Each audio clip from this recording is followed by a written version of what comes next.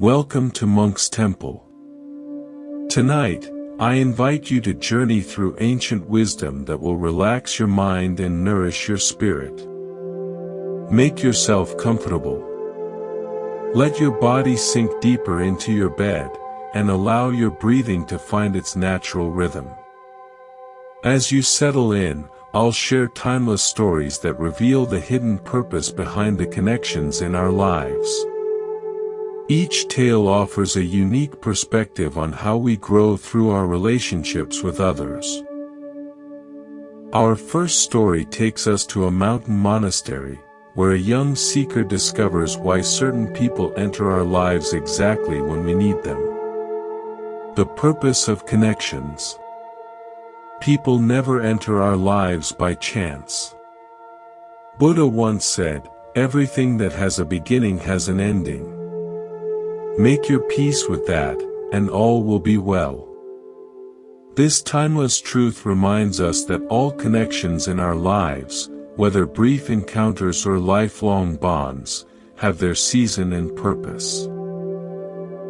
Tonight's story explores why people enter our lives at precisely the moment they're meant to. Our tale takes us to a peaceful mountainside monastery in ancient Japan, where cherry blossoms dance on gentle spring breezes, and the boundary between earth and sky seems to disappear in the morning mist. Here among the temple bells and meditation halls, we find wisdom about the invisible threads that connect us all. In this remote monastery lived an elderly monk named Hataka. Despite being well into his 80s, his eyes still sparkled with the clarity of mountain lakes, reflecting wisdom gathered through decades of meditation. Unlike many monks who sought complete solitude, Hataka believed that our connections with others were essential pathways to understanding the deeper nature of existence. In the web of life, he often told his students, each thread touches countless others. There are no isolated strands.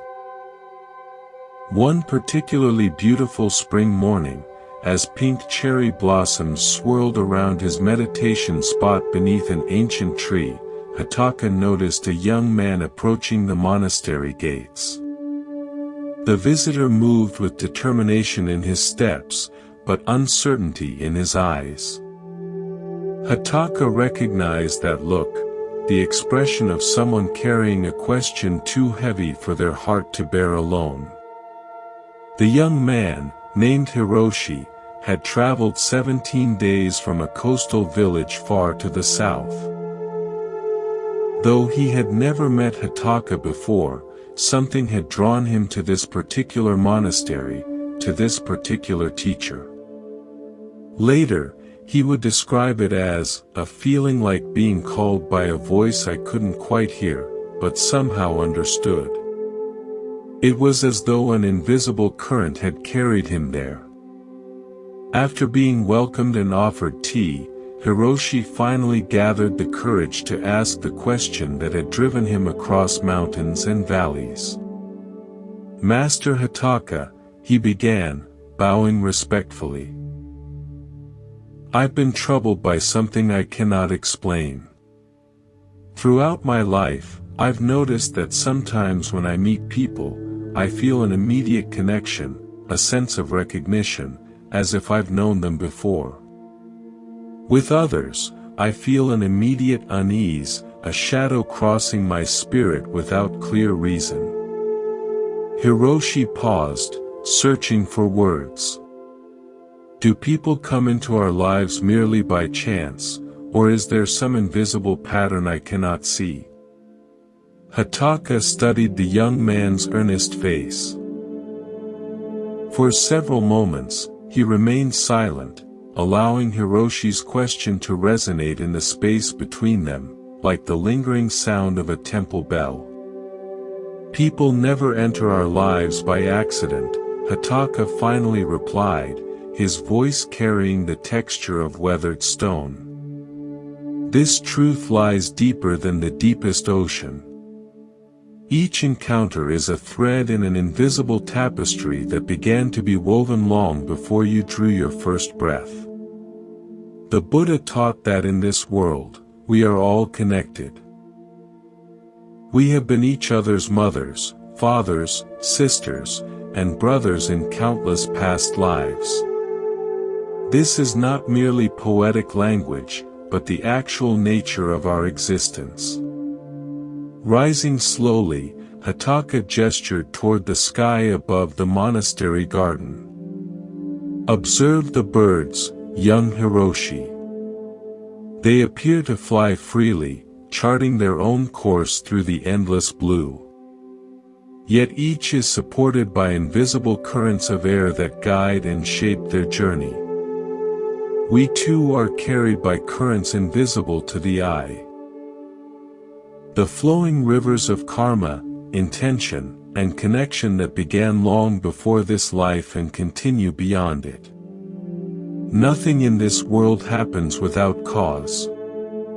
No encounter is without purpose. Hiroshi considered this, watching the graceful movement of birds against the spring sky. The concept wasn't entirely new to him. Village elders had spoken of karma and interconnection. But he had never before considered how these invisible laws might be actively shaping the relationships in his life. But Master, he asked, if nothing is by chance, then why do some people bring such difficulty into our lives? Why do some connections feel like blessings while others feel like burdens? Hataka smiled gently and motioned for Hiroshi to follow him into the monastery garden. The garden was a carefully tended masterpiece of simplicity, stones arranged with purpose, plants placed with intention, each element in harmonious relationship with all others. Imagine your life as a garden, Hataka said. Every person who crosses your path is like a seed planted by the hand of destiny. Some grow like magnificent trees that provide shade and shelter through many seasons of your life. He pointed to a majestic maple that had clearly witnessed the passing of many generations. Others, he continued, gesturing to a patch of wildflowers, bloom brilliantly but briefly, present for just a season before they return to the earth. Yet their beauty changes you, and the garden remembers their presence in the soil itself. Hiroshi nodded, beginning to understand. He thought of the village elder who had guided him through childhood after his father's passing, a sturdy, reliable presence like the maple tree. And he remembered a traveling musician who had stayed in his village for just 3 days, yet whose songs had awakened in Hiroshi a longing for something beyond the boundaries of his small fishing community. They walked in silence for a moment, following a winding stone path that led to a small stream. Hiroshi knelt beside the clear water, watching his reflection ripple and transform with the current. But what about those who harm us? He asked quietly, thinking of painful encounters and broken trust he had experienced. What purpose do they serve in this garden? Hataka's eyes reflected a deep compassion. Those who hurt us are often our most profound teachers, he said. They are like the sharp stones that line this very path beneath our feet.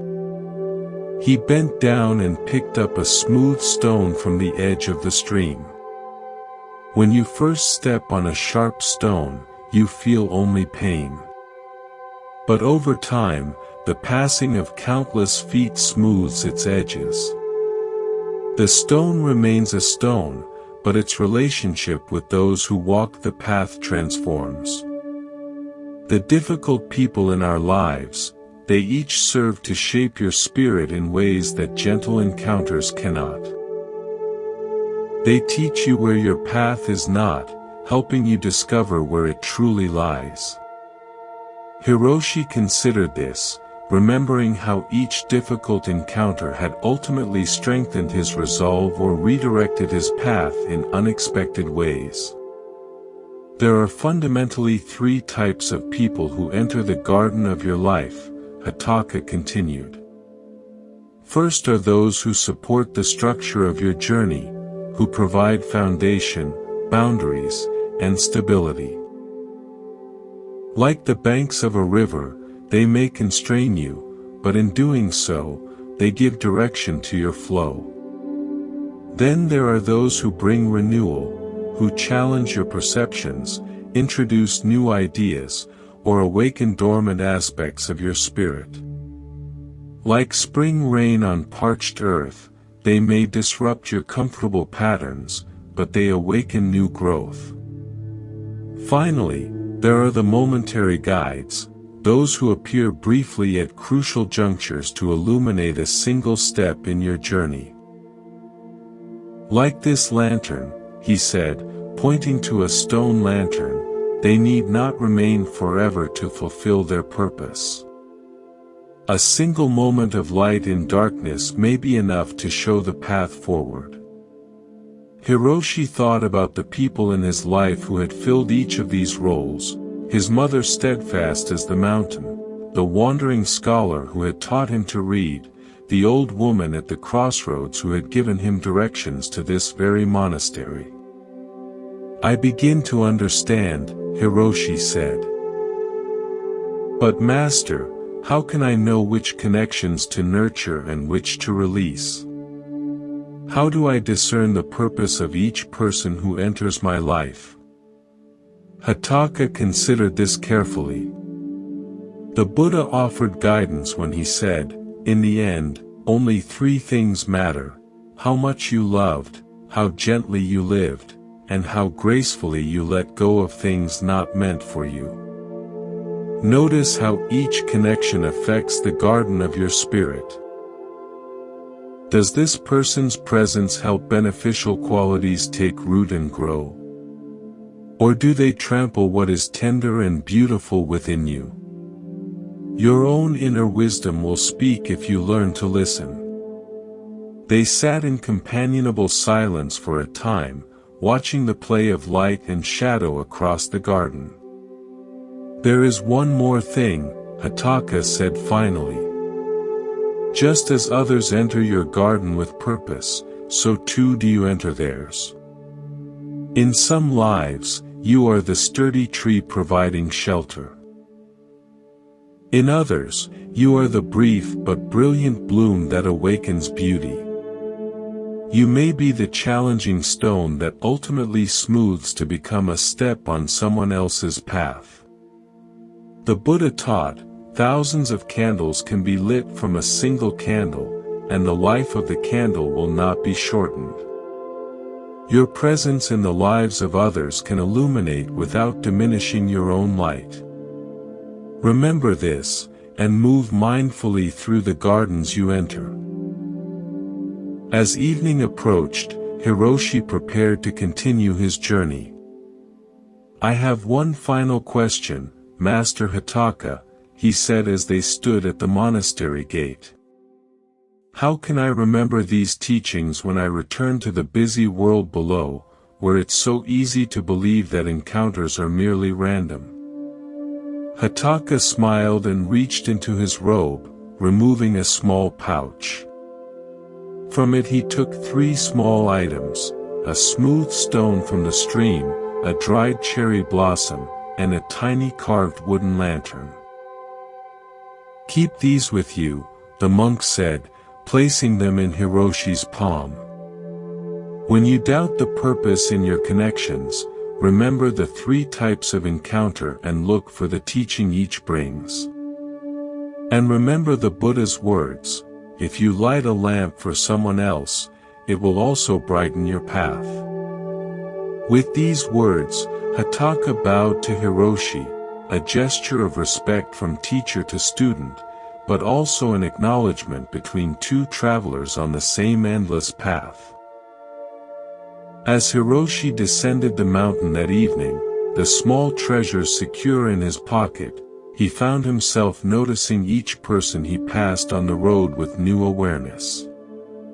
The merchant with his cart, the young mother carrying her child, the old farmer returning from his fields, each no longer seemed like random figures, but meaningful threads in the vast tapestry of existence. In the years that followed, Hiroshi would often return to the monastery to visit Hitaka. Eventually, he became a respected teacher in his own right, known especially for his wisdom about human connection. When asked by his own students about the most important teaching he had received, Hiroshi would smile and say, "People do not come into our lives by chance. Each encounter is a seed planted in the garden of your spirit. Some grow into mighty trees, others into beautiful flowers, and still others become the stones that form your path. But none are without purpose, and all contain the potential for awakening." As we end this story, I invite you to reflect gently on the connections in your own life. Who have been the sturdy trees providing shelter through your storms? Who have been the brilliant but brief blossoms that transformed your perception? And who have been the challenging stones that ultimately guided your steps toward growth? Buddha taught that every human being is the author of his own health or disease. Similarly, we co-create the meaning in our relationships, finding the lessons each connection offers us. As you drift toward sleep, consider that every person in your life, past, present, and yet to come, arrives with perfect timing, carrying lessons your spirit is ready to receive. May you rest peacefully, held in the web of connection that supports us all, even in our dreams. The wisdom of non-interference, when helping hurts.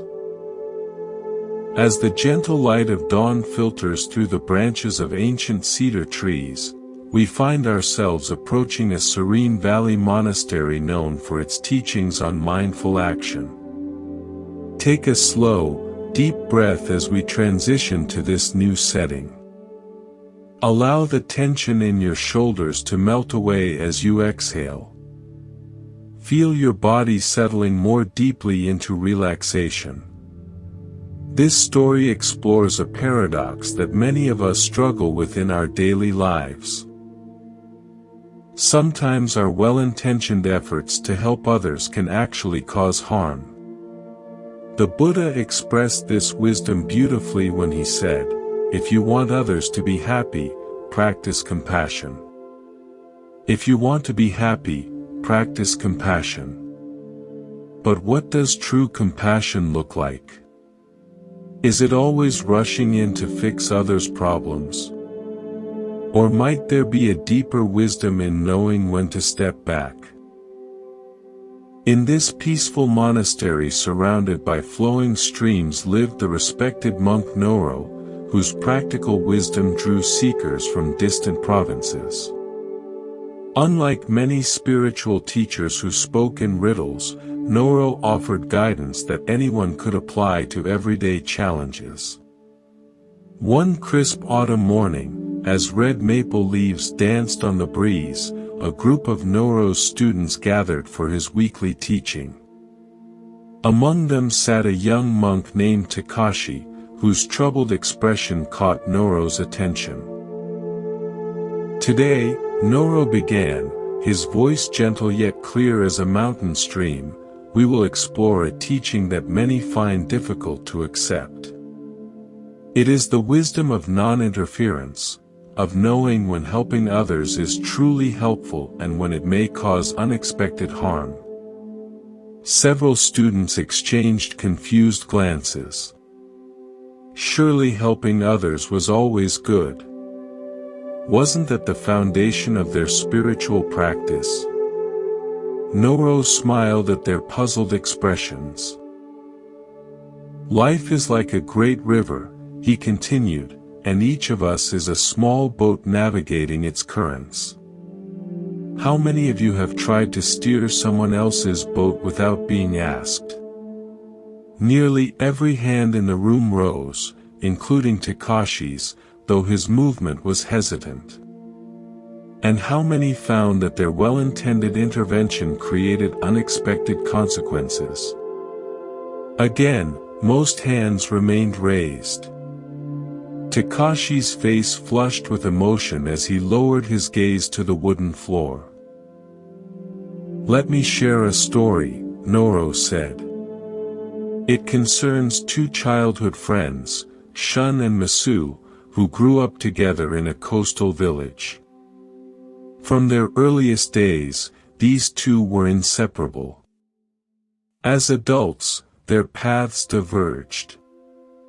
Shun became a successful merchant, Masu chose the life of a fisherman. Though their daily lives differed, their friendship remained strong." Noro poured tea into small ceramic cups. The warm aroma of green tea filled the meditation hall. One spring, terrible storms damaged many fishing boats. Masu found himself in serious financial difficulty. The repairs to his boat would cost more than he could afford. Masu was proud, however, too proud to ask for help, even from his closest friend. He began working extra jobs on land, determined to earn the money through his own efforts. Shun noticed his friend's struggles and wished to help. "What good is my prosperity," he thought, "if I cannot share it with those I care about most?" But knowing Masu would refuse direct assistance, Shun devised what he believed was a compassionate plan. Without saying anything, he arranged to pay the boat builder in advance for all necessary repairs. He asked the craftsman to tell Masu that an anonymous village patron had created a fund to help all fishermen affected by the storm.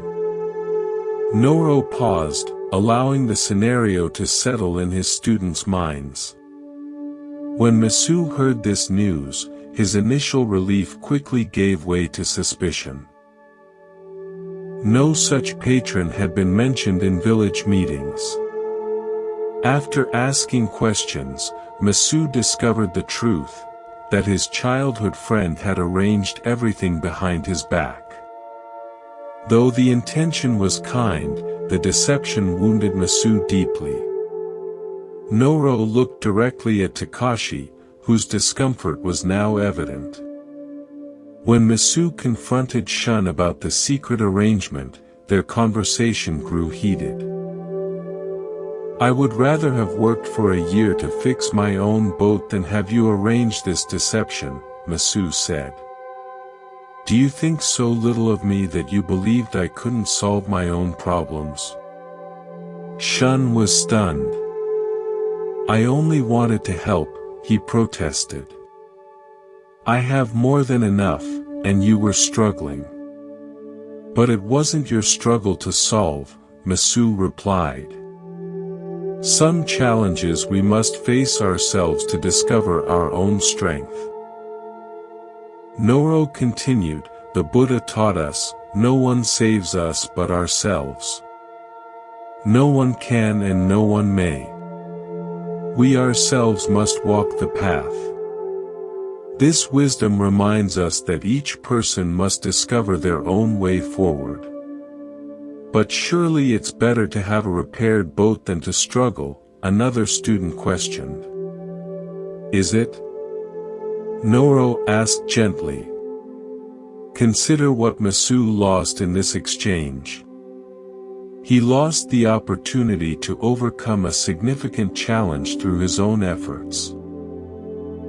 He lost the confidence that would have come from solving his own problem.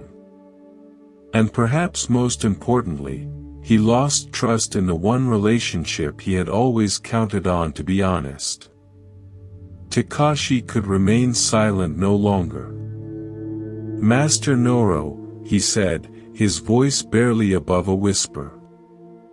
I think I have made this mistake recently. Noro nodded encouragingly. My younger sister has been struggling to pass her examinations to become a healer, Takashi explained. Without telling her, I spent many evenings rewriting her study materials in simpler language, believing I was helping her. Last week, she discovered what I had done. And instead of being grateful, she was upset. She said I made her feel incapable, like I didn't believe she could succeed on her own. Noro smiled warmly. This brings us to the heart of today's teaching. The Buddha instructed his followers to practice karuna, compassionate action. But true compassion requires wisdom about when to act and when to wait.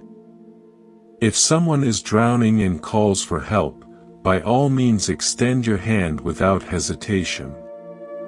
But if someone is learning to swim and struggling with difficult currents, watching with supportive presence while they find their own strength may be the greater kindness. A soft rain had begun to fall outside, creating a soothing rhythm on the roof. Each person must navigate their own karma, Noro continued. When we interfere without being asked, we disrupt the natural flow of cause and effect that guides each life toward awakening. Even Buddha, with all his wisdom and compassion, offered teachings only to those who sought them. But Master, asked an older student, how do we know when to help and when to step back? The boundary seems unclear. An excellent question, Noro acknowledged. The Buddha offered guidance when he said, before giving, the mind of the giver is happy. While giving, the mind of the giver is made peaceful. After giving, the mind of the giver is uplifted. This teaching points to both our intention and the results of our giving. Before offering help, ask yourself, am I doing this to genuinely support the other person's journey, or to make myself feel useful and important? Will my assistance honor their dignity and autonomy, or subtly diminish them? Have they indicated in some way that my help would be welcome? And perhaps most importantly, is this actually mine to solve? Noro reached for a nearby walking stick and drew a simple circle in the sand garden beside his cushion. Think of each life as having a boundary like this circle. Inside the circle are the experiences, challenges, and growth that belong to that person alone. True compassion respects these boundaries. Sometimes the most compassionate action is simply to be present with someone in their difficulty, not trying to fix or change their experience, but offering the gift of your attentive care while they find their own way through. Another student raised her hand. Master, I understand the wisdom of not interfering, but doesn't this contradict our practice of generosity? Aren't we supposed to give freely to those in need? Ah, Noro smiled. Another excellent question. The Buddha spoke of dana, the practice of generous giving, as essential to the spiritual path. But true generosity comes without strings or expectations. It does not diminish the receiver or elevate the giver. Consider the difference between these approaches. One person says, I notice you're struggling. How can I support you? While another says, I see your problem. Let me fix it for you. The first honors the other's wisdom and agency. The second subtly suggests they are incapable. The rain had stopped now, and sunlight began to filter through the paper windows. Noro rose and invited his students outside. In the monastery garden, droplets of rain still clung to leaves and flower petals. Noro pointed to a spiderweb stretched between two branches. Nature offers us perfect examples of non-interference. See how the spider builds its web but doesn't control which insects fly into it. The web exists as an offering. The results come in their own time. When we offer our help in this spirit, creating supportive conditions without attachment to outcomes, we practice the highest form of compassion. We honor each person's right to their own journey with all its necessary struggles and discoveries. Takashi approached Noro as the other students began to disperse. "Master, I will visit my sister tomorrow and apologize for interfering with her studies. I see now that my actions, though well-intended, came from not fully trusting her capability." "A wise recognition," Noro said. "And perhaps instead of offering solutions, you might simply ask what kind of support would be most helpful to her right now. The answer may surprise you." As evening approached, Noro gathered with a smaller group of senior students beneath a gnarled pine tree. "There is a final teaching I wish to share about non-interference," he said. "The Buddha said, the root of suffering is attachment. This applies not only to our possessions and desires, but also to our ideas about how others should live or how situations should unfold. When we become attached to our vision of how to solve another's problem, we create suffering for both them and ourselves. We must learn to offer our wisdom lightly, like an open palm holding water, available to drink but not forced upon anyone." An old farmer who occasionally visited the monastery spoke up. "Master Noro, I have been thinking about my son as you speak. For years, I have tried to make him follow in my footsteps and take over our family farm. But his heart lies elsewhere. He dreams of becoming a carpenter. I see now that I have been trying to steer his boat without being asked." Noro nodded thoughtfully. "The Buddha taught, let go of the past, let go of the future, let go of the present, and cross over to the farther shore of existence. Sometimes the greatest act of love is releasing our grip on how we believe others should live. But if I don't guide him," the farmer continued, "how will he know the right path? Perhaps the right path for him is not the same as it was for you," Noro suggested gently. "Buddha reminded us that each morning we are born again. What we do today matters most. Your son must discover his own way of contributing to the world, his own form of right livelihood." As darkness fell completely over the monastery, the gathering dispersed with much to contemplate. Later, Noro shared one final story that had been passed down through generations of Buddhist teachers. Long ago, a man noticed a butterfly struggling to emerge from its chrysalis. The butterfly was working very hard, and the man felt compassion for its struggle. Wanting to help, he gently used a small knife to widen the opening of the chrysalis, making it easier for the butterfly to emerge.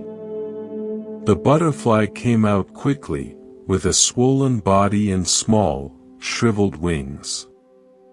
The man expected that at any moment the wings would expand to support the butterfly's body, but that never happened. What the man didn't understand was that the butterfly needed the struggle of pushing through the tight chrysalis to force fluid from its body into its wings. Without that struggle, the butterfly could never fly. His help left the butterfly grounded for life. Noro concluded, "This is perhaps the clearest illustration of our teaching today. Sometimes the very struggle we wish to remove for another person is precisely what they need to develop their strength." Our compassionate restraint. Allowing others to face their necessary challenges can be the greatest gift we offer. As you drift deeper towards sleep, consider this ancient wisdom in your own life. Are there situations where your desire to help might actually be depriving someone of an important growth experience? Could stepping back while remaining supportively present be the greater gift in some relationships? The Buddhist teaching that all beings are the owners of their karma reminds us that each person must be allowed to navigate their own journey with all its necessary lessons. True compassion honors this reality rather than trying to circumvent it. May you rest peacefully tonight, holding this wisdom of knowing when to act and when to simply be present. May your relationships be characterized by respect for each person's unique path. And may you find the perfect balance between offering support and honoring others' need to grow through their own efforts. Recognizing harmful people, protecting your inner peace. As our journey continues, the peaceful glow of evening lanterns guides us to a remote mountain temple where the air is crisp and the distant sound of rushing water creates a natural melody for meditation. Let your body settle more deeply into comfort as we explore tonight's wisdom. Feel each breath becoming slower and more rhythmic. There comes a time in everyone's life when we must learn to recognize those who may wish to harm us. Not to foster suspicion or fear, but to protect our inner peace and create healthy boundaries. This ancient wisdom remains profoundly relevant in our modern world where relationships are complex and not always what they seem.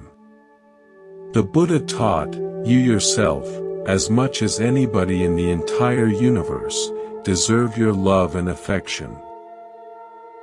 This simple teaching reminds us that caring for ourselves, including protecting ourselves from harmful influences, is not selfish, but necessary.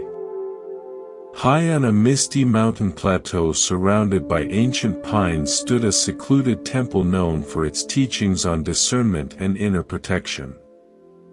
Here lived the elderly monk Hogi, whose clear perception of human nature drew many seekers facing difficult relationships. One spring morning, as cherry blossoms swirled through the temple courtyard, a young woman named Shara arrived, her face reflecting both determination and distress. She had traveled for 7 days from her coastal village, seeking wisdom about a persistent problem. After being welcomed and offered tea, Shara was invited to speak with Master Hogi in the temple garden. "Master Hogi," Shara began, bowing respectfully. "I've heard that you understand how to recognize people who bring harm rather than good into our lives. Please teach me this wisdom. I find myself repeatedly drawn into relationships that leave me feeling drained and diminished. Yet I don't see the warning signs until great damage has been done." Hogi studied the young woman's earnest face. "Before we discuss recognizing harmful people," he said gently, "I must make an important distinction. The people we might call toxic or harmful are not necessarily monsters or evil beings. They are often wounded individuals whose own pain spills onto others. This understanding doesn't mean we should endure their harmful behavior. Rather, It allows us to respond with wisdom and compassion for them and ourselves as we create necessary boundaries. Shara nodded, absorbing this perspective. Before determining someone is truly harmful to your well-being, Hoagie advised, ask yourself, why does this person behave this way?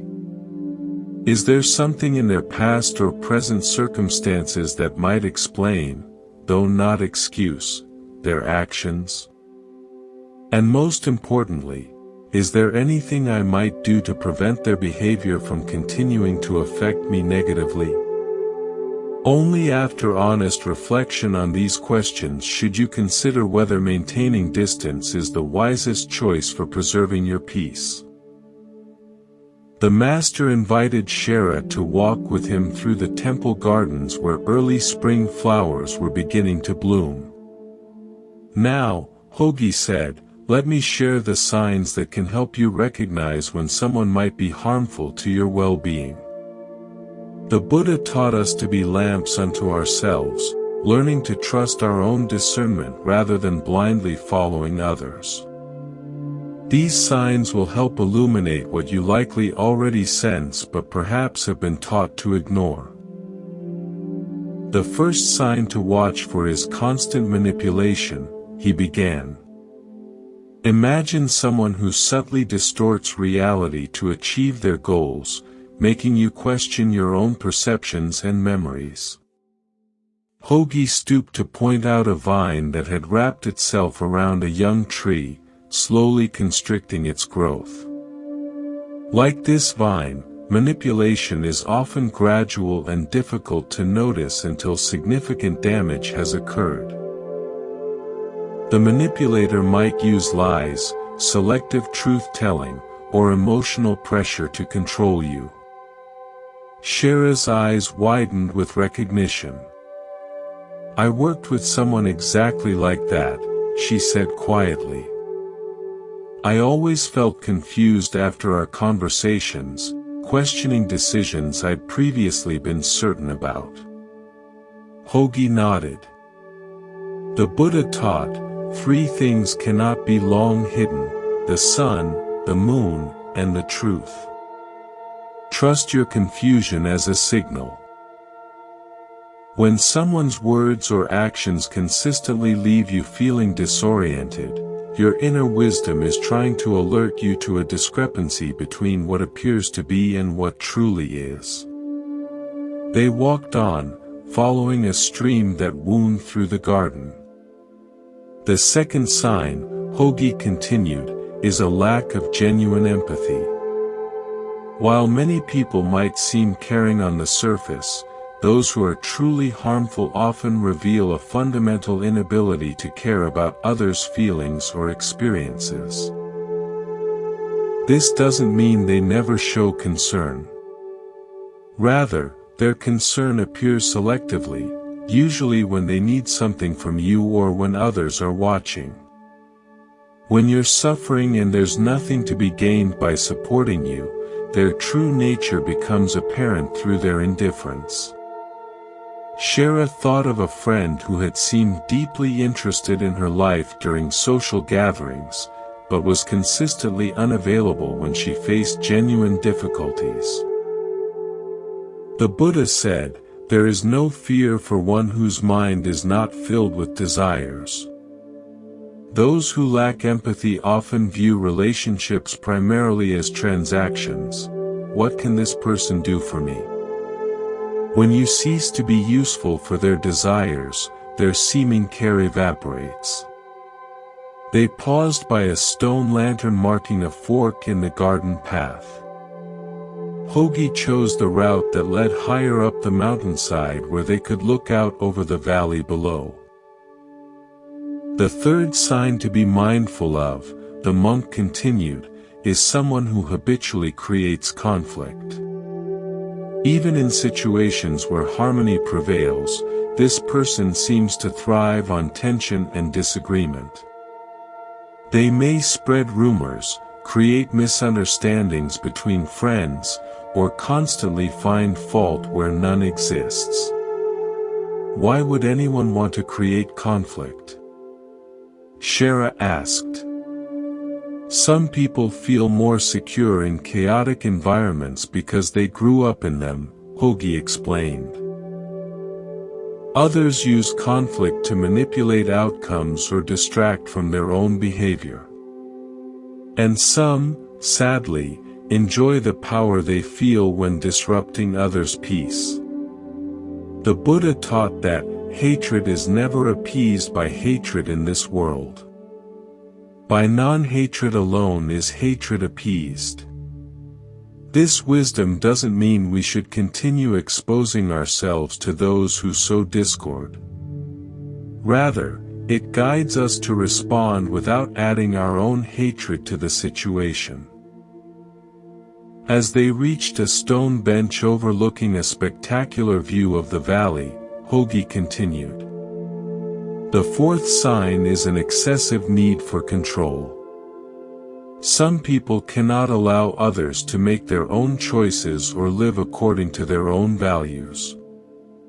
They may criticize your decisions, offer constant unsolicited advice, or even actively interfere with your plans. I recognize this one clearly, Shara admitted. My former partner couldn't accept when I made decisions independently.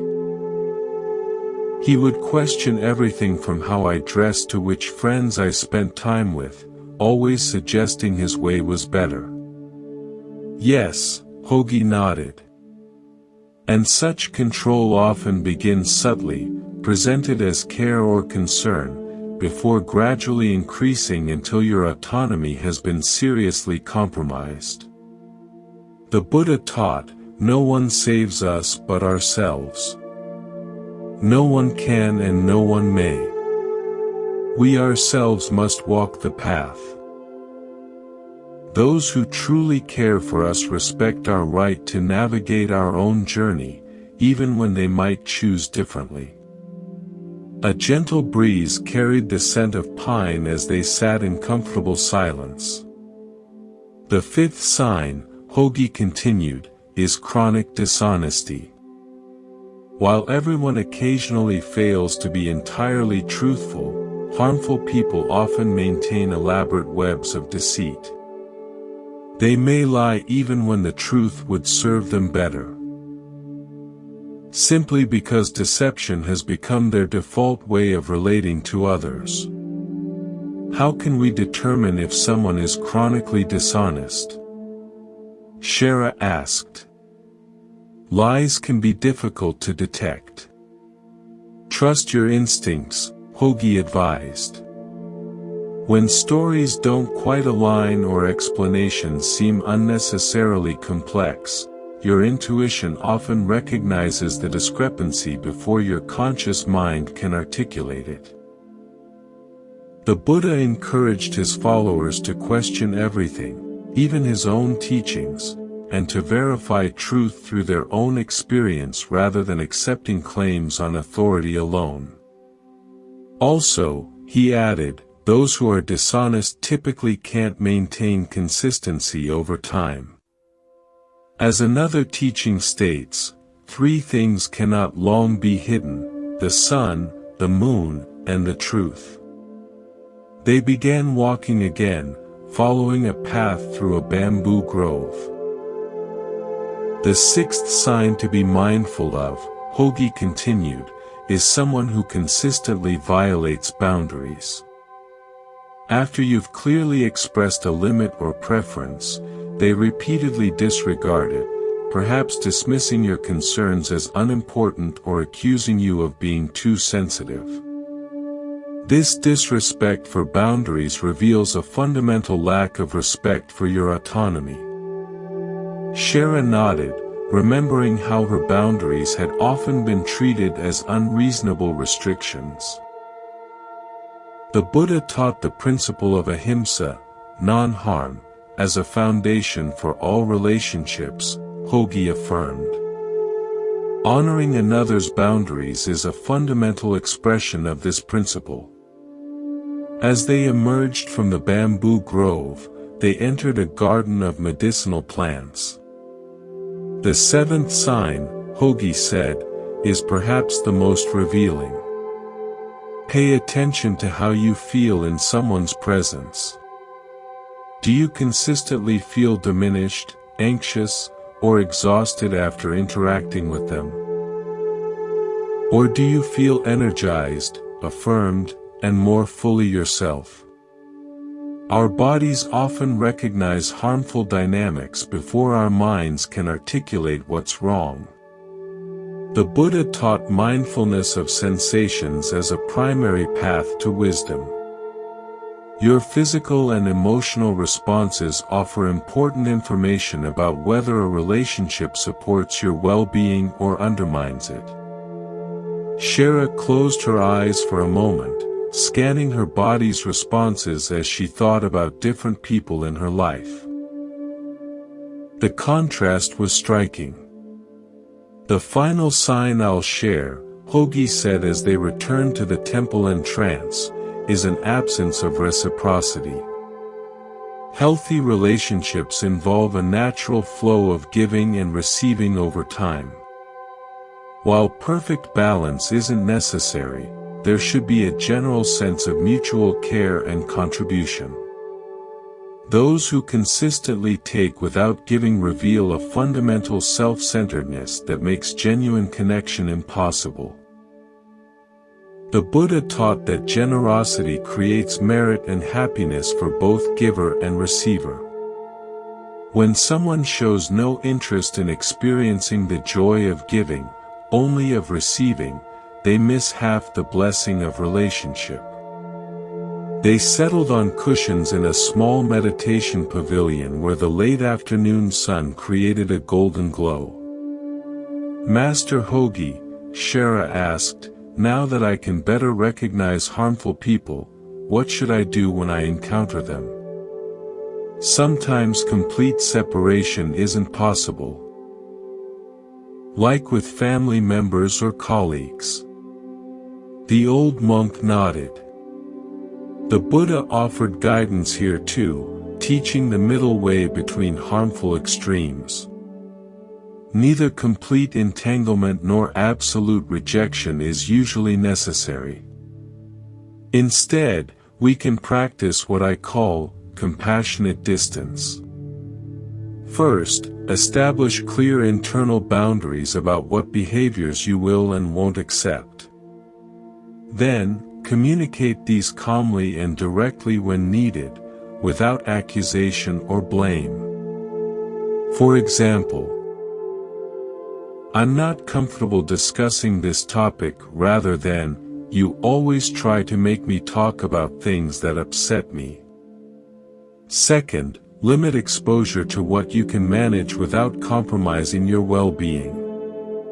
This might mean shorter visits, specific settings for interaction, or having supportive people present. Third, practice emotional detachment, not in the sense of becoming cold or uncaring, but in recognizing that others' harmful behavior reflects their condition, not your worth. As the Buddha taught, you will not be punished for your anger, you will be punished by your anger. The same applies to all difficult emotions that arise in challenging relationships. And finally, cultivate compassion both for yourself and for those who cause harm. Their behavior often stems from their own suffering, though this understanding never obligates you to endure mistreatment. Shara sat quietly, absorbing these teachings. I've noticed something, she said after some time. Many of these harmful patterns seem connected to each other. Manipulation often involves dishonesty. Control frequently violates boundaries, and so on. Excellent observation, Hoagie smiled. Yes, these traits often cluster together, reinforcing each other. Recognizing one can help you become alert to the possible presence of others. There's something else I'm wondering, Shara continued. How do I ensure I'm not exhibiting these harmful behaviors myself? I want to be certain I'm bringing health rather than harm to my relationships. The old monk's eyes crinkled with appreciation. The very fact that you ask shows awareness that points toward health rather than harm. Those who cause persistent damage rarely question their own behavior. Nevertheless, self-examination is a worthy practice for us all. The Buddha encouraged his followers to reflect regularly on their actions of body, speech, and mind, asking, do these actions lead to my own harm, to others' harm, or to both? Are these actions unwholesome with painful consequences? If the answer is yes, such actions should be recognized and abandoned. If the answer is no, one can continue with joy, training in such actions day and night.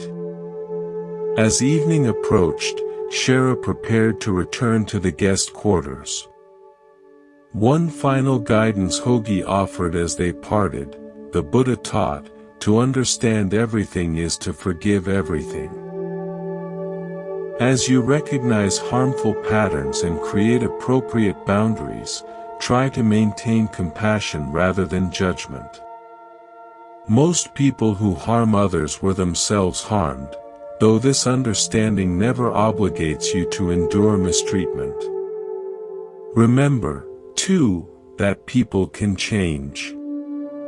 The boundaries you create might actually help someone recognize their own harmful patterns and begin the journey toward healing.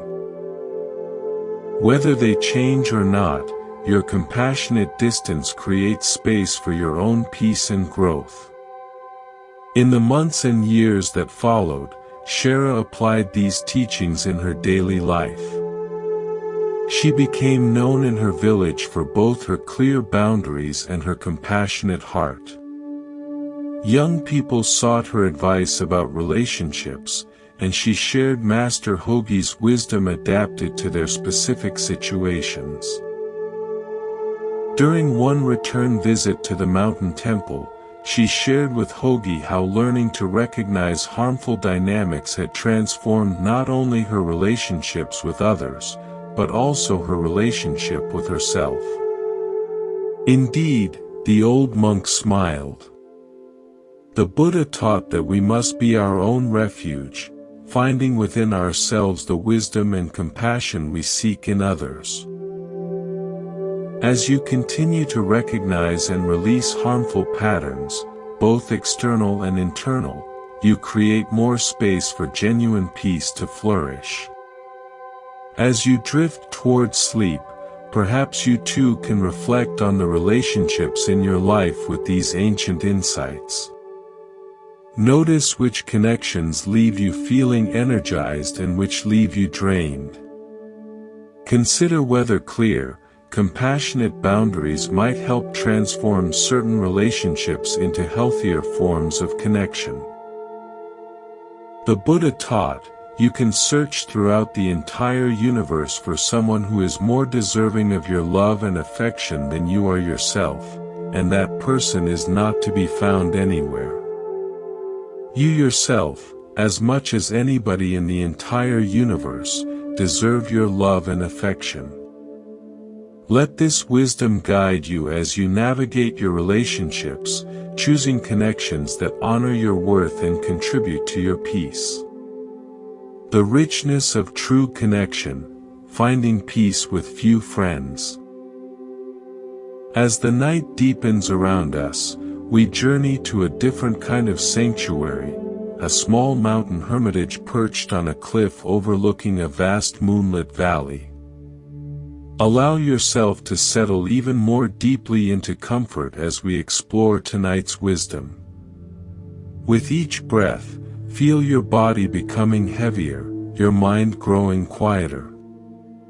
In a world that often measures success by the quantity of our connections, followers, friends, professional networks, There is profound Buddhist wisdom about finding deeper fulfillment through fewer, more meaningful relationships.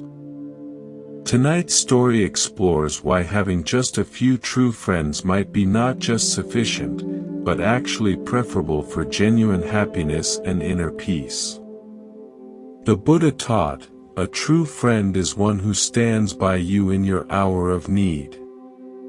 This simple teaching points to quality over quantity, to the transformative power of even a single authentic connection in our lives. High on a remote mountainside, accessible only by a narrow path that wound through cedar forests, lived the monk Kobo. Unlike many spiritual teachers who gathered large followings, Kobo preferred solitude and simplicity, meeting with just a few dedicated students and occasionally receiving travelers seeking specific guidance. One autumn day, as crimson and gold leaves danced on mountain breezes, a young woman named Alina arrived at the hermitage. She had traveled from a bustling coastal city, seeking wisdom about a problem that troubled her deeply. After being welcomed with tea and a simple meal, Alina was invited to speak with Kobo in the hermitage garden. Unlike carefully manicured gardens, this space had a wild beauty, native plants growing in natural patterns, stone pathways that followed the contours of the land, and stunning views of the valley below. "Master Kobo," Alina began, her voice betraying her uncertainty. "I've come because something feels wrong with my life, but I cannot pinpoint what it is. I have a good position, enough money for my needs, and reasonable health. Yet I feel a persistent loneliness that nothing seems to ease." "Tell me more about this loneliness," Kobo invited. "Well," Alina continued, "when I look around, everyone else seems to have many friends. Their days are filled with social gatherings. I have only 2 close friends, and sometimes weeks pass when I see no one outside my workplace. Is there something wrong with me that I cannot attract and maintain more friendships?" Kobo considered her words carefully before responding. His teaching style was never rushed. He believed wisdom emerged in the spaces between words as much as in the words themselves. "Alina," he finally said, "friendship is indeed a precious gift, but your happiness shouldn't be measured by how many friends you have. I would like to share with you why having few friends, or even none at all, is not something to worry about and may actually be an advantage." He gestured for her to follow him to a stone bench overlooking the valley. "First," Kobo began, "consider that relationships should be measured in terms of quality rather than quantity. The Buddha taught, if you find a wise critic to point out your faults, follow him as you would a guide to hidden treasure. This suggests that a single friend who helps us see ourselves clearly is worth more than many who simply echo what we want to hear." Kobo reached for a small teapot and poured a single cup, offering it to Alina. "Notice this teacup," he said. "It doesn't try to hold all the tea in the world, just enough for this moment, this connection. Would you rather have 100 shallow pools that dry up in summer heat, or one deep well that provides cool water even in drought?" Alina looked thoughtfully at the cup in her hands. "I have always assumed more was better," she admitted. "But you're suggesting that depth might be more valuable than breadth when it comes to relationships." "Exactly," Kobo nodded. "Having fewer friends guarantees a certain degree of freedom and authenticity. You can be yourself without restriction or external influence. Many people exhaust themselves trying to maintain a social image across numerous relationships, always appearing happy, successful, and agreeable even when they don't feel that way. The Buddha taught, better than 1,000 hollow words is one word that brings peace. Similarly, better than 1,000 hollow connections is one relationship where you can be fully yourself, speaking truth without fear of judgment. Alina reflected on her 2 close friendships. With them, she never felt the need to pretend or impress. Their conversations flowed easily. The contrast with her more surface-level work relationships was striking.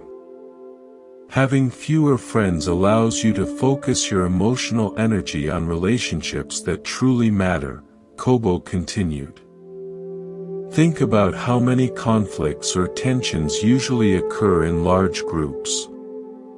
Each relationship requires maintenance, understanding, and occasional repair. With fewer connections, you can invest more deeply in each one, creating bonds that can withstand life's inevitable challenges. He gestured toward 2 ancient pine trees growing near the cliff edge, their roots visibly intertwined, their branches offering mutual support against the mountain winds. Those trees have grown together for over 100 years, he said. Their connection runs deep, far below what we can see. That depth gives them stability that a forest of saplings with shallow roots could never provide. Kobo paused, allowing Alina time to absorb this perspective. Another benefit, he continued after a while, is that having fewer social obligations creates space for solitude, something essential for self-discovery and spiritual growth. The Buddha himself left his community for extended periods of solitary meditation. It was in these quiet moments, not in constant social engagement, that he found enlightenment. In the tranquility of your solitude, you can discover hidden passions, latent interests, or unexplored talents. You are not limited by others' expectations or opinions. Alina thought about her private joy in calligraphy, hours spent practicing the perfect brushstroke, losing herself in the flow of ink across paper. She had never shared this passion with anyone but her 2 close friends. The solitary practice brought her a satisfaction unlike anything else in her life.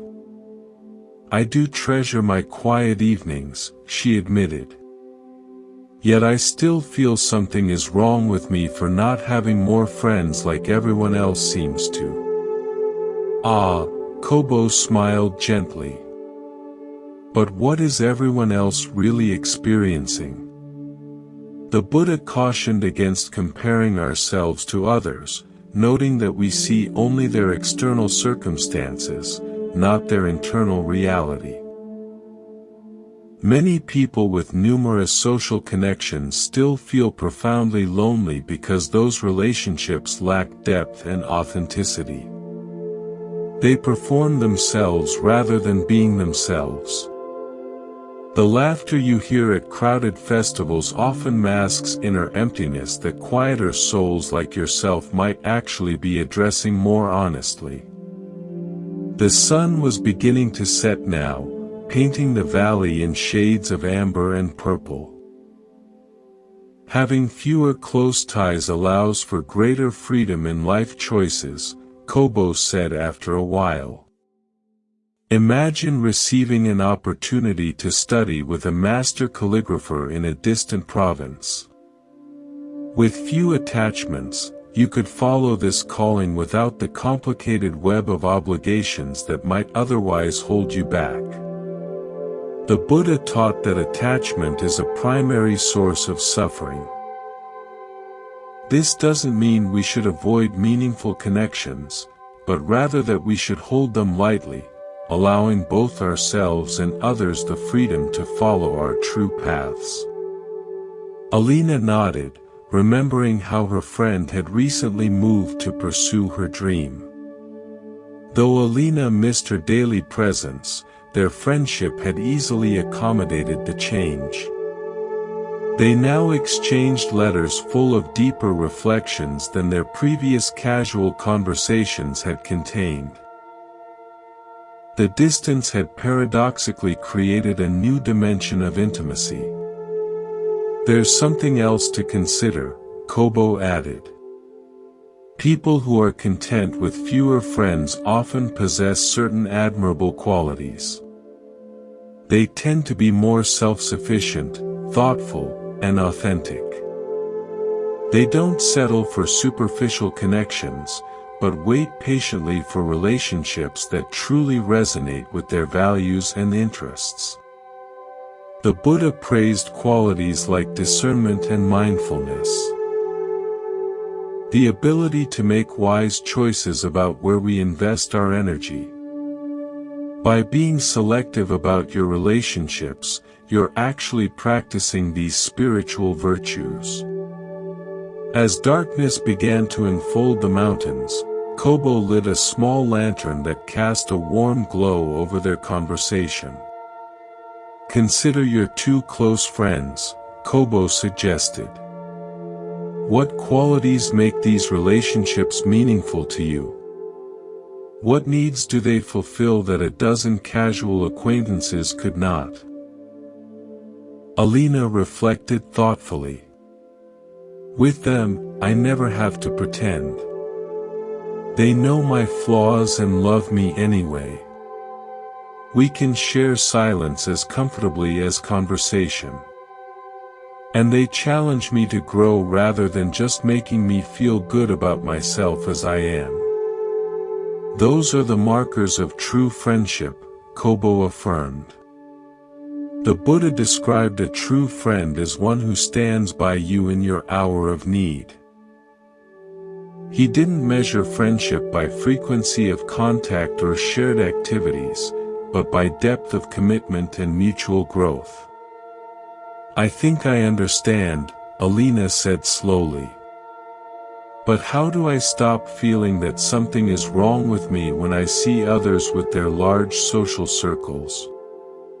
The feeling of being somehow deficient persists even as your wisdom makes sense to my mind." Kobo nodded. The Buddha taught a practice called mudita, sympathetic joy in others' happiness. When you see someone enjoying their large social circle, can you feel happiness for their path while simultaneously honoring that yours may be different? Also consider that what you're seeing may be quite different from reality. Many people maintain extensive social networks out of fear of being alone rather than genuine connection. They may appear happy in groups while privately feeling unknown and unseen. The Buddha warned against making assumptions based on appearances. A night bird called from the darkness beyond the lantern's glow. "I have known people," Kobo said quietly, "who claimed to have no friends, only to discover that in their life there was actually one person, just one, who counted as a true friend by the Buddha's definition. And this single authentic connection provided more sustenance for their spirit than dozens of superficial relationships could have offered." People who tend to have few deep friendships often possess an extraordinary inner world. They are the poets, philosophers, and innovators who shape culture through their depth of thought and feeling. This inner richness is not a flaw but a rare gift, one the Buddha himself exemplified. As the night grew cooler, they moved inside to the meditation hall where a small fire provided warmth. "Notice this community," Kobo said softly. We are few in number but deep in connection. Some here speak daily. Others may go weeks with only a nod of acknowledgement. Yet all feel held within something larger than individual friendship.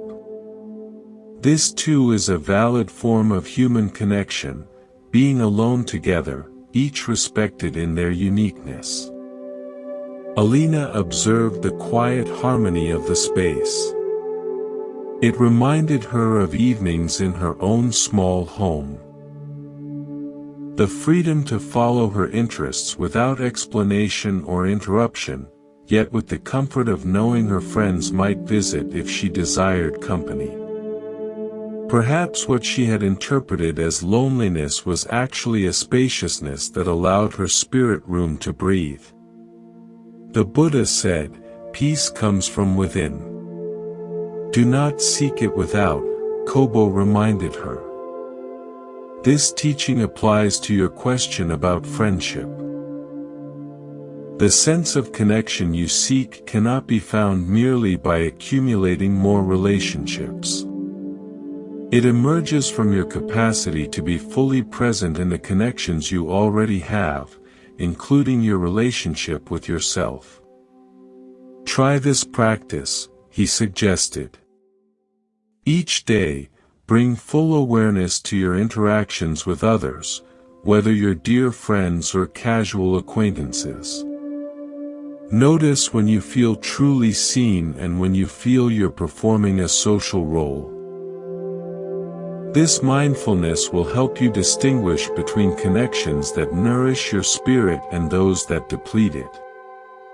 Alina stayed at the hermitage for 3 days, participating in its simple rhythms. She observed how the residents moved between solitude and connection with natural ease, neither clinging to company nor avoiding it.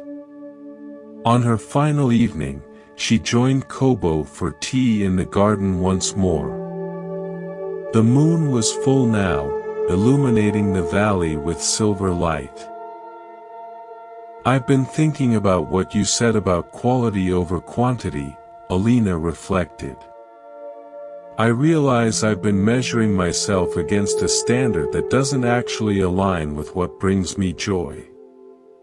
My contentment with solitude and few deep connections isn't a flaw to fix, but perhaps a wisdom to honor."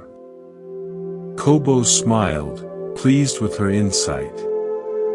The Buddha taught that true happiness comes not from getting what we want, but from wanting what we already have. Your two authentic friendships combined with your rich inner life provide exactly the nourishment your particular spirit needs. Remember always that your sensitivity, which makes large social gatherings draining rather than energizing, is actually a gift. It allows you to perceive nuances others miss, to create art that speaks to the heart, and to offer the rare gift of true presence to those fortunate enough to be counted among your friends.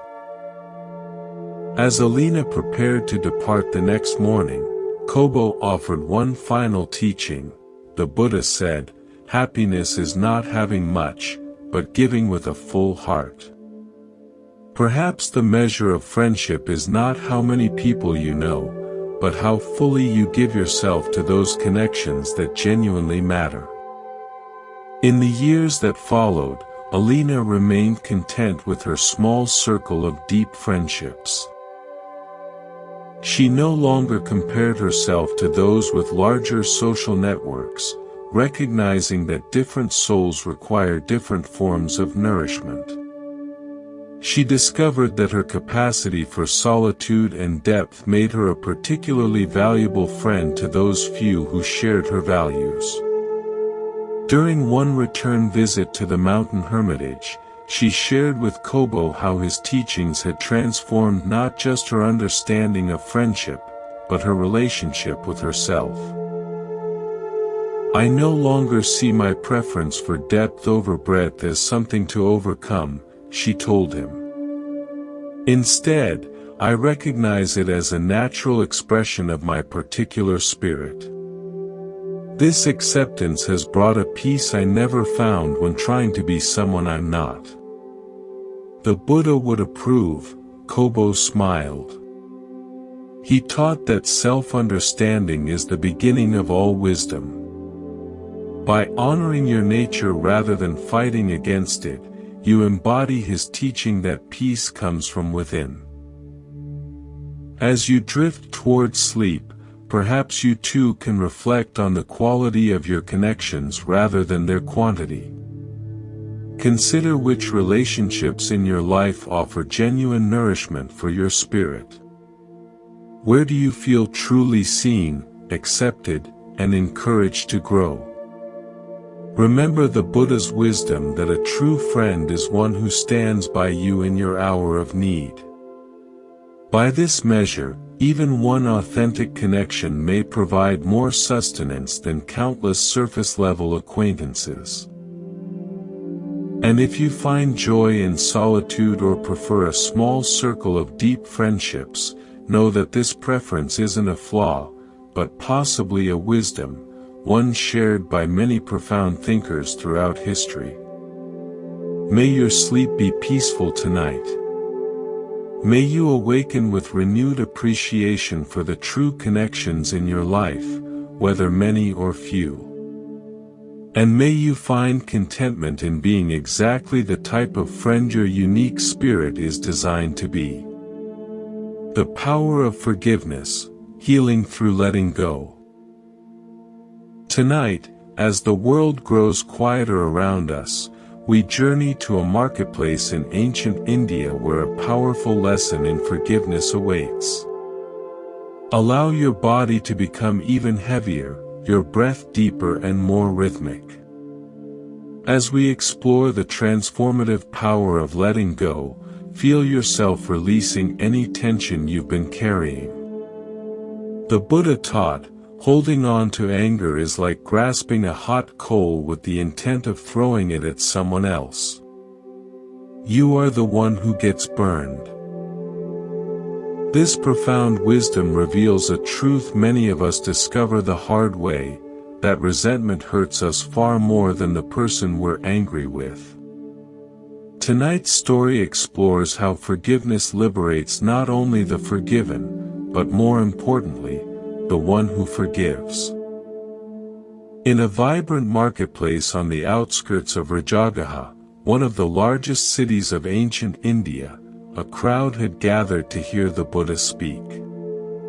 People from all walks of life stood together, drawn by the teacher's reputation for profound yet practical wisdom. The Buddha sat serenely beneath the shade of a large banyan tree, his presence radiating a remarkable quality of peace that seemed to create a pocket of stillness in the otherwise bustling marketplace. Among those on the periphery of the crowd stood a merchant named Devdatta whose face was tight with anger. Unlike the others who had come seeking wisdom, Devdatta had arrived with a very different purpose. For years, he had watched as the Buddha's teachings gained popularity, drawing followers away from traditional beliefs that had financially benefited merchants like himself. As the Buddha's teaching continued, Devdatta pushed his way through the crowd, his anger building with each step. In his mind, this wandering teacher had stolen everything from him: respect, livelihood, purpose. Years of resentment had hardened into hatred. When he reached the inner circle of listeners, Devdatta stood directly before the Buddha, his body trembling with rage. Without warning, he spat directly in the Buddha's face, a shocking act of disrespect that caused the crowd to gasp and step back. Several of the Buddha's disciples moved to intervene, but the Buddha raised his hand slightly, signaling them to remain calm. The entire marketplace seemed to freeze in that moment. Everyone waiting to see how the renowned teacher would respond. The Buddha remained perfectly still. He showed no anger, no offense, no desire to retaliate. With the same hand he had used to signal his disciples, he calmly wiped his face. Then, to everyone's astonishment, he looked at Devdatta with an expression of genuine compassion. "Thank you," the Buddha said softly. These simple words, spoken without a trace of sarcasm or resentment, completely confounded Devdatta. He had expected anger, retaliation, or public humiliation. This calm acceptance was so unexpected that it momentarily shattered his rage. "Thank me," he sputtered. "I just spat in your face. Are you so disconnected from normal human feelings that you would thank someone for insulting you?" The Buddha's gentle smile didn't waver. "When someone offers a gift that is declined," he explained, "to whom does the gift belong?" The merchant frowned. "To the giver, of course," he answered. "Yes," the Buddha nodded. "You have offered me your anger wrapped in the gesture of spitting. I decline to receive this gift. It remains yours, but I thank you for the opportunity to practice patience and compassion, which are gifts I gladly accept." Devdatta stood speechless, his carefully constructed narrative of victimhood suddenly without foundation. "You speak in riddles to appear wise," Devdatta finally managed, trying to recover his position. "Your teachings have taken food from my children's mouths. You deserve my contempt." The Buddha considered these words thoughtfully. "I understand your pain," he said. "When ways of living that have supported us for years are threatened, fear naturally arises.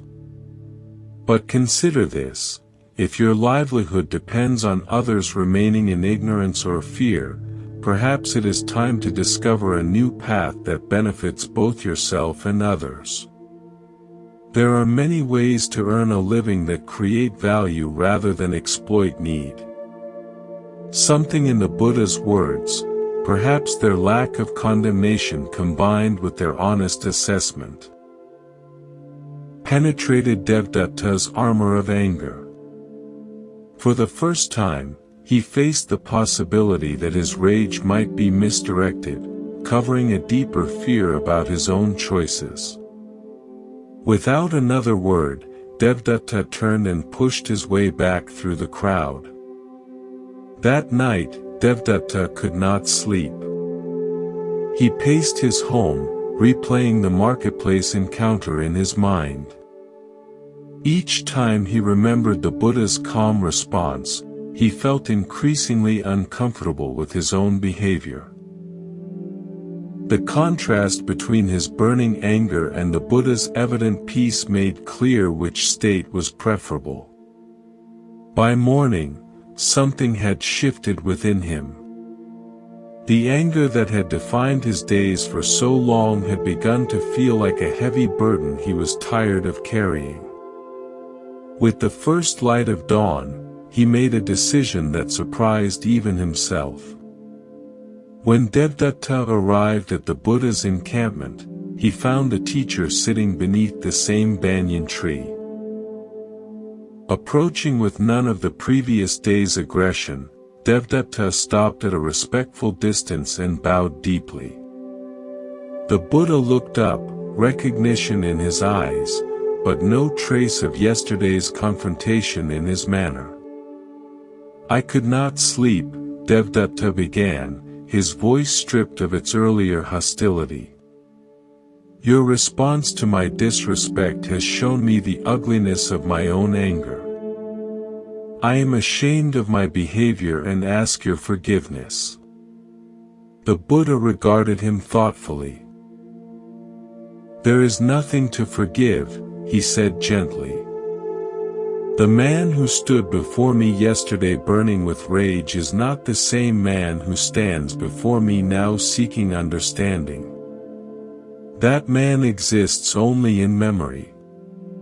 Yesterday's actions arose from yesterday's understanding. Today you have new understanding, and so new actions become possible. This is the nature of impermanence. Nothing remains fixed, including who we are and what we are capable of. Devdatta had prepared himself for a difficult conversation. This immediate acceptance was both confusing and liberating. But I remember what I did, Devdatta said. Yes, the Buddha acknowledged. Memory remains, and with it the opportunity to learn. But memory need not become a chain binding us to past identities. Each moment offers the freedom to choose again, to become someone new. The Buddha invited Devdatta to sit beside him. For the next hour, they spoke not as adversaries but as two humans exploring the nature of anger, forgiveness, and transformation. Anger arises when we believe a story about how things should be rather than accepting how they are, the Buddha explained. You believed your livelihood and status should remain unchanged. And when my teachings threatened that expectation, anger was the natural result. But your anger did not change reality. It only added suffering to an already difficult situation. This is why I teach that forgiveness is not primarily for the benefit of others but for ourselves. When we forgive, we put down the hot coal of anger we've been carrying. Devdatta considered this carefully. I have been angry for so long that it became part of my identity, he admitted. Without it, I'm not entirely sure who I am. The Buddha smiled with understanding. This is a common fear that keeps many bound to old patterns. But consider how a snake must release its grip on its old skin to grow. In the space between identities, between who you were and who you are becoming, true freedom can be found. As their conversation continued, others gathered to listen. Among them was a young monk named Ananda, who was particularly struck by how the Buddha embodied the forgiveness he taught. Master, Ananda asked, how did you maintain such peace when Devdatta confronted you yesterday? Were you not angry at all? The Buddha considered the question. Anger arose as a possibility, he acknowledged, as it does for anyone when faced with hostility. But between the arising of anger and acting upon it, there is a space. In that space lies our freedom to choose a different response. Through practice, I have learned to rest in that space rather than being carried away by the initial reaction. From that space, I could see not just Devdatta's anger, but the suffering beneath it. Seeing suffering naturally evokes compassion rather than retaliation. Devdatta listened intently. The idea that there could be space between feeling anger and acting upon it was revolutionary to him. How does one create this space? He asked. My anger has always felt immediate and overwhelming, leaving no room for choice. It begins with awareness, the Buddha explained.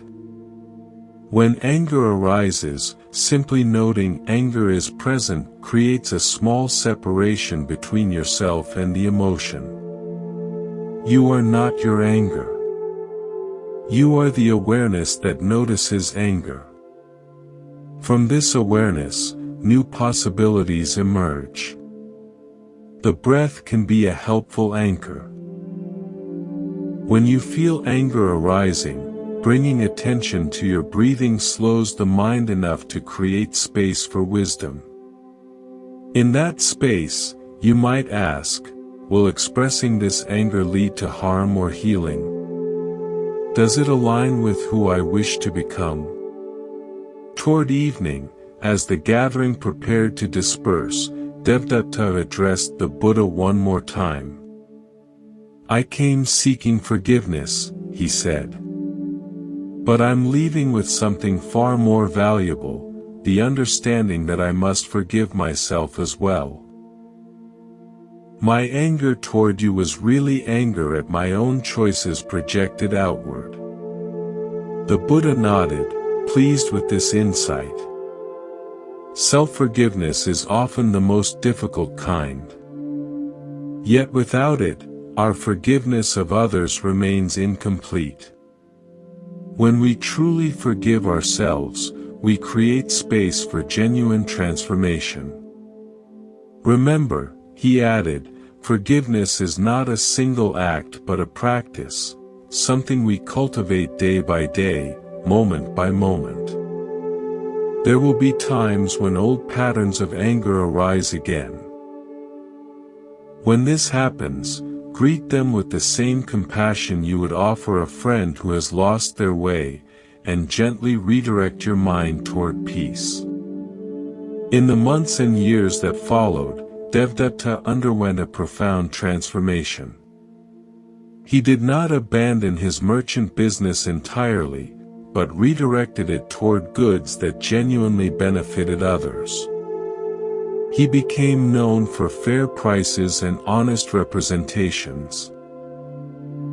More surprisingly to those who had known him before, he began to teach what he was learning about managing anger and practicing forgiveness. Years later, when the Buddha returned to that same marketplace, Devdatta was among those who came to welcome him. The two sat once again beneath the banyan tree, no longer as former adversaries, but as fellow travelers on the path of awakening. Do you remember our first meeting? Devdatta asked with a smile. I remember a man in pain, the Buddha replied simply. And I see before me now a man at peace. Both are temporary conditions. The freedom lies in knowing that neither defines who you truly are. As the Buddha continued his teaching that day, he offered what would become one of his most quoted insights on forgiveness. Holding on to anger is like grasping a hot coal with the intent of throwing it at someone else. You are the one who gets burned. This vivid image helped many understand that forgiveness is not a gift we give others but a liberation we offer ourselves. He also taught that in this world, hatred has never dispelled hatred. Only love dispels hatred.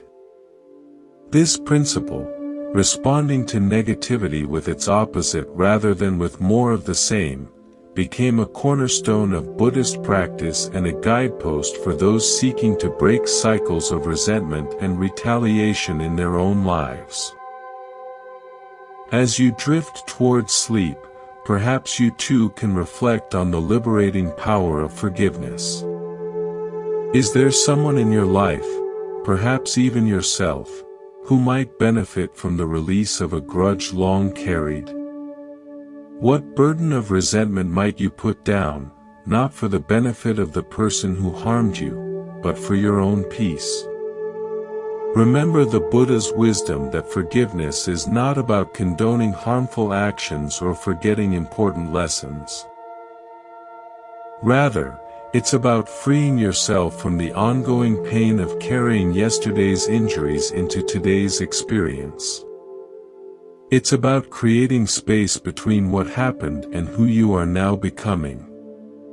The Buddha taught, you yourself, as much as anybody in the entire universe, deserve your love and affection. This includes the gift of forgiveness, the setting down of burdens too heavy to carry into the future. The shadow side of kindness, finding balance in giving. As night deepens around us, we travel to a mountainside monastery nestled among ancient trees where an unexpected lesson about kindness awaits. Let your body sink more deeply into comfort as we explore this paradoxical wisdom. With each breath, feel yourself growing heavier, your mind growing quieter. We often hear that kindness is always good, that we should give endlessly of ourselves to others. But tonight's story reveals something rarely discussed, the shadow side of kindness. When giving too much depletes our spirit and diminishes our ability to truly help others. This ancient wisdom remains profoundly relevant in our modern world where many of us struggle with boundaries and self-care.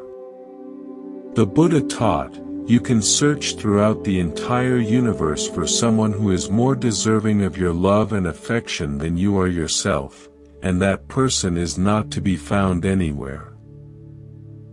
This teaching reminds us that caring for ourselves is not selfish but necessary for sustainable compassion toward others. High on a forested mountain surrounded by cherry trees stood a temple known for its teachings on balanced living. Here lived the elderly monk Ero, whose practical wisdom about navigating life's complexities drew seekers from many provinces. One spring morning, as cherry blossoms drifted like pink snow around the temple grounds, a young woman named Kiera arrived. Her face, though beautiful, carried shadows of exhaustion and disappointment. She had traveled for 5 days from her village, seeking wisdom about a persistent problem. After being welcomed and offered tea, Kiera was invited to speak with Master Ero in the temple garden. Master Ero, Kiera began, her voice soft yet determined. I've come because something in my life feels deeply wrong, though I can't understand what it is. I've always been kind and generous. The person everyone in my village comes to for help, for listening, for support. I give everything I can to others. Yet I feel increasingly hollow, as if something essential is being drained from me. She paused. I was taught that kindness brings joy to the giver as well as the receiver. If that's true, why do I feel so depleted? Ero studied her thoughtfully. Kiera, he said gently, before I answer, may I ask you a question? When was the last time you did something solely for your own joy, with no thought of helping others? The young woman looked startled, almost guilty. She thought for a long moment. I can't remember, she finally admitted. There's always someone who needs help in the village. It would feel selfish to pursue my own interests when others are suffering. Ero nodded. Let me share a story, he said, gesturing for her to follow him deeper into the garden. Imagine a village surrounded by a lush forest, Ero began. At the center stood a magnificent cherry tree, more ancient and glorious than any other. This tree was considered sacred by the villagers. Not only did it provide beauty and shade, but its fruits were exceptionally sweet and nourishing. The villagers believed that the prosperity of their community was directly connected to the health of this great tree. They stopped beside a stone bench overlooking a small pond. For generations, the village operated by a principle of balance. They took only what they needed from the tree and the surrounding forest, always giving back through care and cultivation. Each family was responsible for tending the tree for 1 month of the year. This system worked beautifully for many years. The tree flourished, and so did the village. But gradually things began to change, Arrow continued. As the village prospered, some families became more concerned with accumulating wealth than maintaining balance. They took more than their share of fruits without contributing equally to the tree's care. Other families, seeing this imbalance, tried to compensate by giving even more of their time and energy. Someone must maintain the balance, they reasoned. If others will not do their part, we must do more. At first, this seemed admirable. But over time, these overly generous families began to suffer. Their own gardens were neglected as they spent all their energy on the communal tree. Their children received less attention. Their homes fell into disrepair. In trying to maintain the balance for the entire village, they created a profound imbalance in their own lives. Kiera nodded slowly, a flicker of recognition in her eyes. Meanwhile, Arrow continued, something unexpected was happening to the tree itself. Despite receiving care from the overly generous families, it began to weaken. Its fruits became less sweet, its leaves less vibrant. The village elders couldn't understand what was happening until a wise woman who lived at the forest's edge offered an insight: the tree is suffering because the care it receives is out of balance. Some give nothing, creating emptiness. Others give too much, creating dependency. The tree needs balanced, sustainable care from all who benefit from its gifts. Not excessive sacrifice from a few. Arrow paused, allowing Kiera time to absorb the metaphor. The moral of this story, Arrow said softly, is that generosity must be balanced to be truly beneficial both for the receiver and the giver. When we give without discernment or boundaries, we not only deplete ourselves, but often create unhealthy dynamics with those around us. You might think that kindness is always good since it helps maintain well-being. However, there is what we might call toxic kindness, a form of giving where we forget ourselves entirely, becoming so focused on others' needs that we disappear into the background of our own lives. Kiera's eyes widened at this concept. Think of a parent, Arrow suggested, who gives everything for their children's well-being to the point of completely neglecting their own health, interests, and dreams. What message does this send to the children? And what happens when that parent inevitably burns out from such unsustainable giving? The children learn that self-neglect is virtuous, Kiera replied thoughtfully. And when the parent burns out, the very people they were trying to help suffer even more from their collapse. Precisely, Arrow nodded. The Buddha taught the middle path, avoiding extremes in all aspects of life. This applies to giving as much as to anything else. Sustainable compassion requires that we honor our own needs alongside those of others. They sat in silence for a moment. There are several ways that excessive kindness becomes harmful, Arrow continued. First, when we never say no to others' requests, we eventually become resentful, even if we hide it from ourselves. This resentment poisons the very kindness we're trying to offer. Second, when we constantly prioritize others' needs above our own, we teach them that our boundaries don't matter.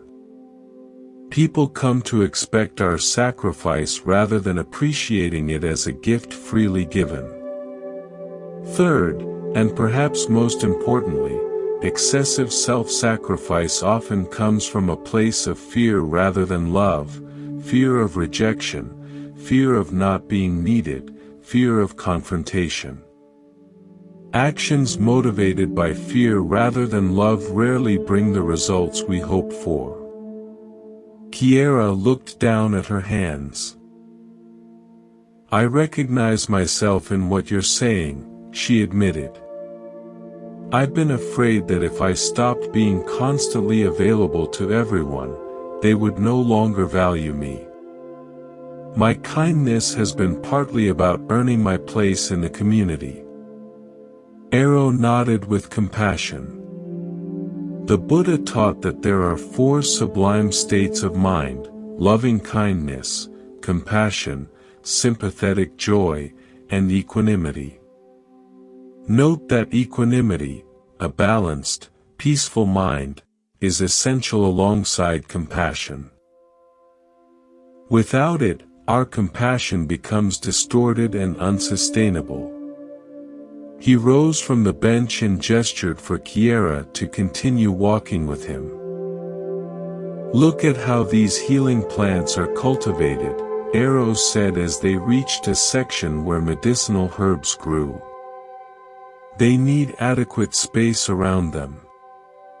If planted too closely together, they compete for nutrients and none thrive. So too with humans, we need space for our own growth if we are to have anything meaningful to offer others. As they continued their walk, Arrow shared more aspects of balanced giving. He explained how helping others navigate their challenges requires discernment about when assistance supports growth and when it creates dependency. He described the importance of recognizing one's own capacity on any given day rather than giving from a place of depletion. The Buddha taught that we should be islands unto ourselves, Arrow explained. This doesn't mean isolation, but rather developing inner resources so that our well-being isn't entirely dependent on external validation or roles.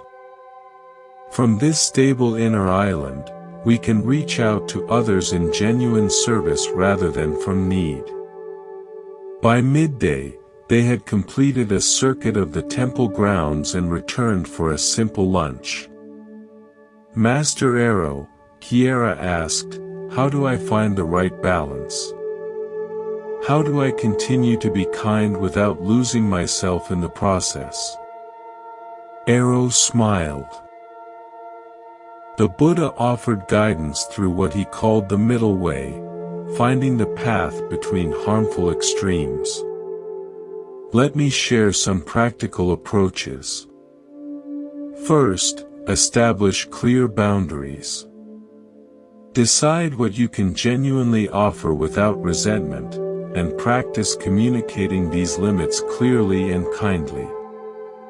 For example, you might say, I can listen to you for half an hour this afternoon, and then I need to attend to my own work. Second, release the guilt that often accompanies self-care. Remember that taking care of yourself isn't selfish, it's necessary for sustainable compassion.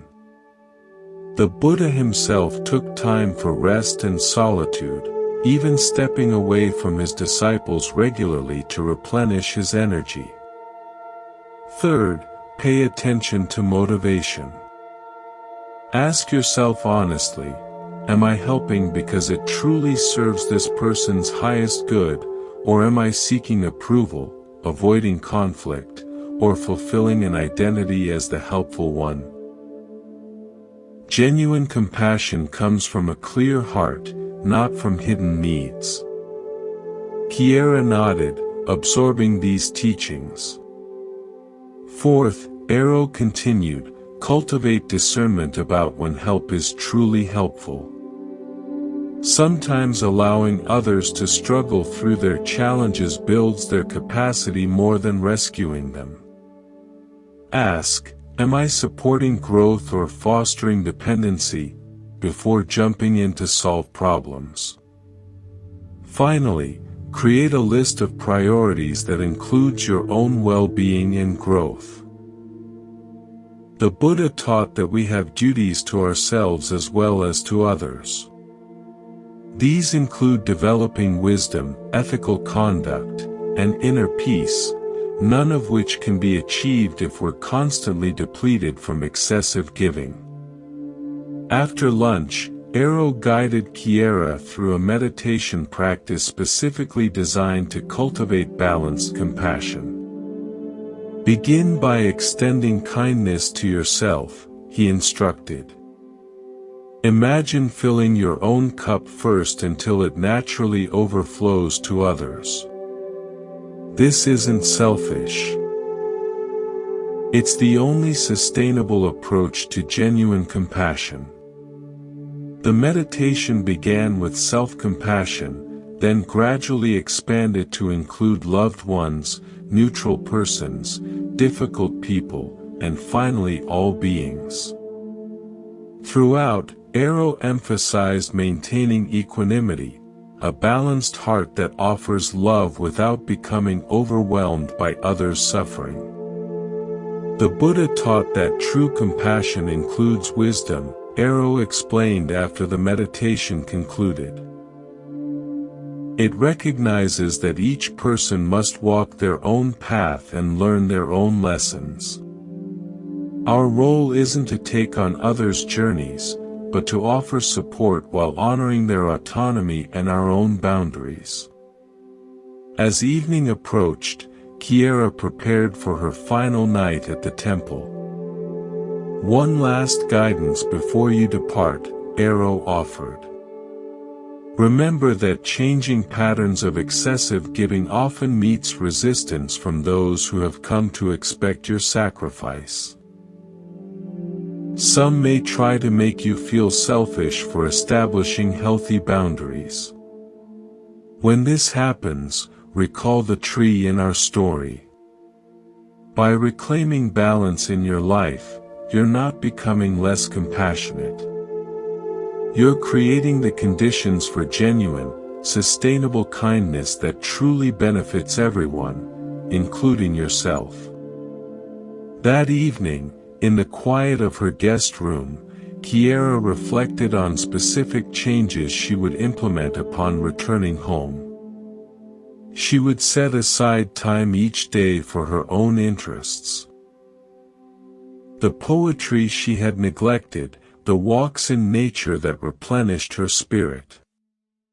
She would practice saying no to requests that exceeded her capacity. Most importantly, she would work on releasing the belief that her value depended on how much she gave to others. In the months and years that followed, Kiera gradually transformed her relationship with kindness. Rather than being the person who always said yes, she became known for her thoughtful discernment about where her energy could be most helpful. She learned to give from a place of genuine choice rather than compulsion or fear. Surprisingly, the quality of her relationships improved. Those who valued her only for what she could give them naturally drifted away, while deeper connections formed with people who appreciated her authentic presence. The help she did offer became more effective because it came from a place of fullness rather than depletion. During one return visit to the temple, she shared with Arrow how the teaching about balanced kindness had transformed not just her relationships with others, but also her relationship with herself. "I've discovered something unexpected," she told Arrow. "When I give with healthy boundaries and from genuine choice rather than obligation, the giving itself brings me joy. It's entirely different from the depleted feeling I used to mistake for virtue. Arrow smiled. The Buddha taught that actions undertaken with a clear and balanced mind bring happiness to both giver and receiver. What you're experiencing is the natural joy of genuine compassion, very different from the hollow exhaustion of compulsive helping. I understand now, Kiera said, that true kindness includes kindness to oneself. It's not a matter of choosing between my needs and others' needs, but of finding the wisdom to honor both. Exactly so, Arrow nodded. The Buddha expressed this beautifully when he said, "You yourself, as much as anybody in the entire universe, deserve your love and affection." This teaching reminds us that including ourselves in the circle of compassion isn't selfish, it's necessary for the circle to be complete. As you drift towards sleep, perhaps you too can reflect on the balance of giving and receiving in your own life. Are there places where you consistently override your own needs to care for others? What would a more sustainable approach to compassion look like in your daily relationships? Remember the Buddha's teaching about the middle way, finding balance between extremes. Neither complete self-sacrifice nor self-centered indifference brings lasting happiness. True joy comes from honoring both self and other in a dance of balanced, authentic kindness. The art of forgiveness, finding freedom through letting go. As our journey through ancient wisdom nears its completion, we arrive at a small temple nestled beside a mountain lake where fireflies dance over still waters and the air carries the scent of pine. Allow yourself to settle even more deeply into comfort as we explore our final teaching. With each breath, feel your body becoming heavier, your mind growing more peaceful. Tonight's story explores one of the most challenging yet liberating practices in Buddhist tradition, forgiveness. Not the kind of forgiveness that excuses harmful actions or pretends wounds don't exist, but a deeper forgiveness that frees us from the prison of resentment and allows healing to begin. The Buddha taught, holding on to anger is like grasping a hot coal with the intent of throwing it at someone else. You are the one who gets burned. This profound insight reveals that forgiveness is not primarily a gift we offer others but a liberation we grant ourselves. In a tranquil valley where mist gathered each morning among ancient cedars, there stood a modest temple known for its teachings on inner peace and reconciliation. Here lived the respected Master Cumin, whose gentle approach to life's deepest wounds drew people from many provinces. On a summer evening, when the air was sweet with the scent of night-blooming jasmine, a middle-aged man named Taro arrived at the temple gate. His face revealed a general weariness, the kind that comes not from physical exertion, but from carrying invisible weights for many years. After being welcomed and offered a simple meal, Taro sat with Master Cumin in the temple's meditation garden, where the sound of a small waterfall created a soothing backdrop. "What brings you to our temple?" Cumin asked. Taro sighed. "I'm not entirely sure," he admitted. "I've achieved success in my work. My children are grown and doing well. I have no specific complaint I can name. Yet I feel burdened. As if I'm carrying a weight that keeps me from experiencing the joy my life should hold." Cumin nodded. Often the heaviest burdens we carry are invisible, he said. Tell me, are there people in your life you've been unable to forgive? The question seemed to catch Taro by surprise. There are some, he acknowledged after a pause. My former business partner who cheated me 20 years ago. A childhood friend who betrayed a confidence. My father who was often harsh and never gave the approval I sought. He stopped, seeming surprised by how readily these old wounds had surfaced. And yourself? Cuman asked gently. Have you forgiven yourself for your own mistakes and limitations? Taro looked startled. I'm not sure, he stammered. I've always believed in holding myself to high standards. Cuman smiled with compassion. Perhaps tonight I could share a story about forgiveness. One that has helped many understand its deeper nature. Taro nodded, settling more comfortably as night deepened around them. This story, Cuman began, has been passed down through generations of Buddhist teachers. It concerns an encounter between the Buddha and a man whose heart was consumed by bitterness. Many centuries ago, the Buddha sat teaching beneath a banyan tree in a busy marketplace. People from all walks of life sought his guidance. One day, a merchant approached with anger evident in every line of his body. This man had been deeply wronged earlier in his life. His business partner had stolen from him, taking not just material wealth but also damaging his reputation. The injustice had festered in his heart for decades, becoming the center around which his identity had formed. With each step toward the Buddha, his anger grew. When he stood before the Buddha, he spat directly in his face. An act intended to provoke a reaction that would reveal the teacher's serene composure as merely a performance. The crowd gasped. But the Buddha remained perfectly still, his expression unchanged except for a slight softening around his eyes. He calmly wiped his face. Then he looked at the merchant and said simply, "Thank you." The merchant was confounded.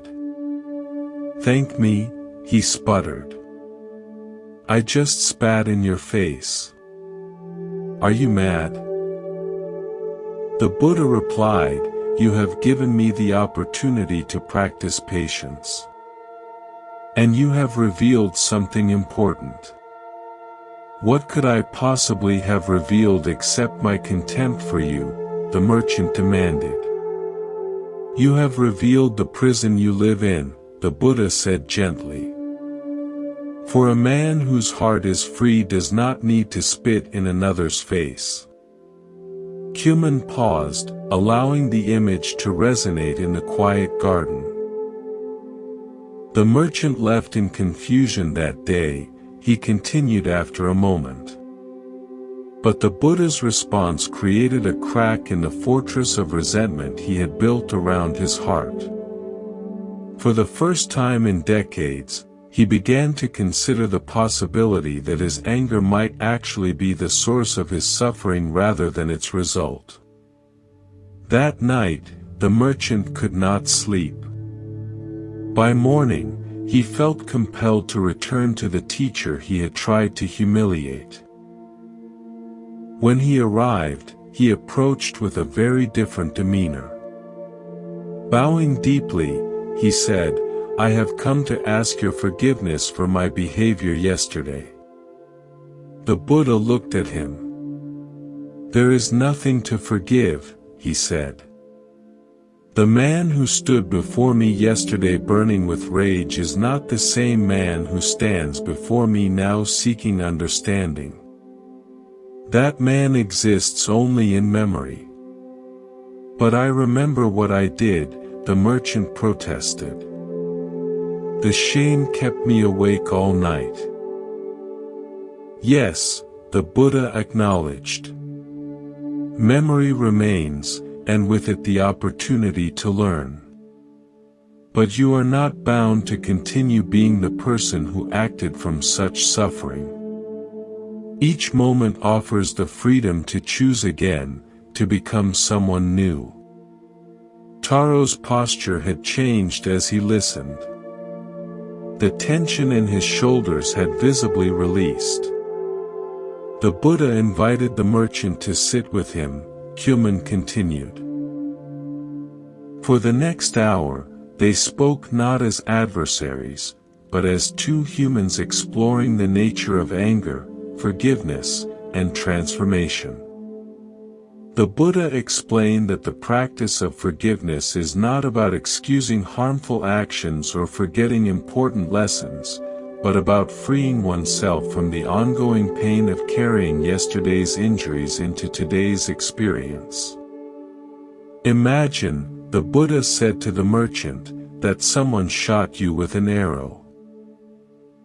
Would you leave the arrow in your flesh, allowing it to continue causing pain long after the archer had gone? Of course not.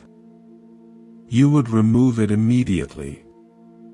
Yet when someone harms us with words or actions, we often leave the arrow of resentment embedded in our hearts for years, decades, even lifetimes.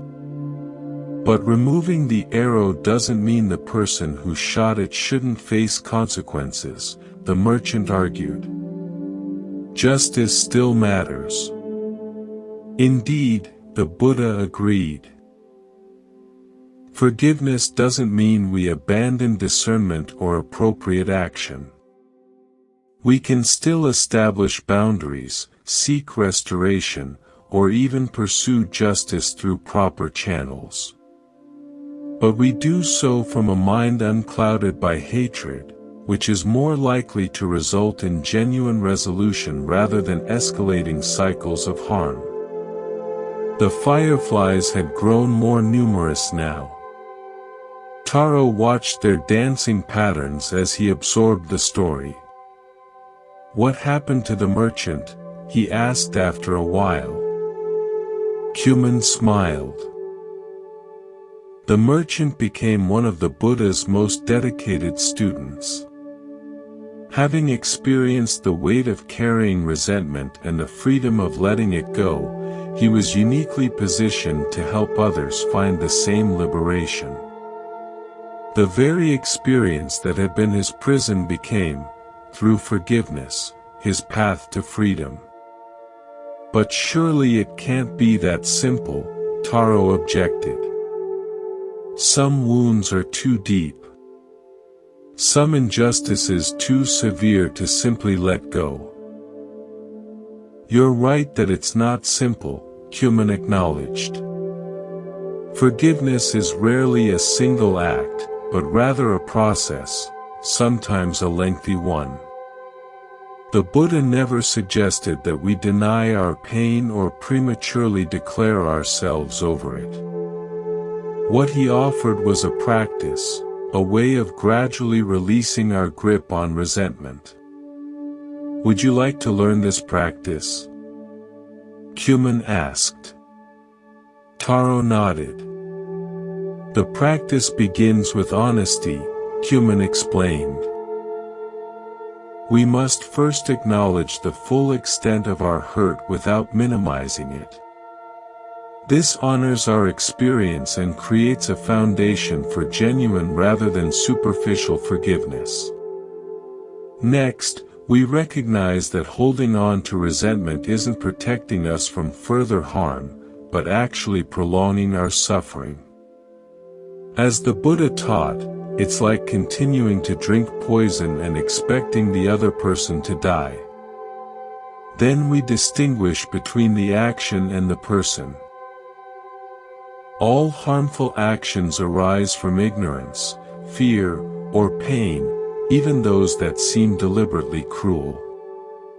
This doesn't excuse the behavior but helps us see the universal human condition behind it.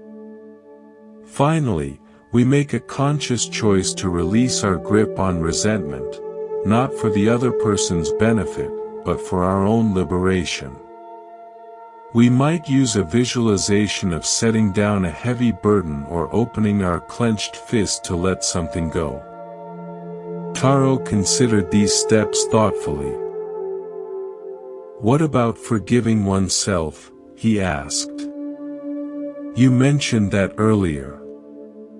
Self-forgiveness follows the same principles, but often proves the most challenging practice, Cumin replied. We must extend to ourselves the same compassion we would offer a dear friend who had made a mistake. The Buddha taught that all beings deserve compassion, and that includes the person in the mirror. As the night deepened, Cumin guided Taro through a forgiveness meditation. First focusing on someone who had caused minor harm, then gradually working toward more significant wounds, including those he had inflicted on himself. Remember, Cumin advised as they concluded, forgiveness doesn't happen all at once. It's more like watching a tightly closed flower gradually open its petals to the sun. Each small release creates space for more opening until eventually what seemed impossible becomes your natural way of being.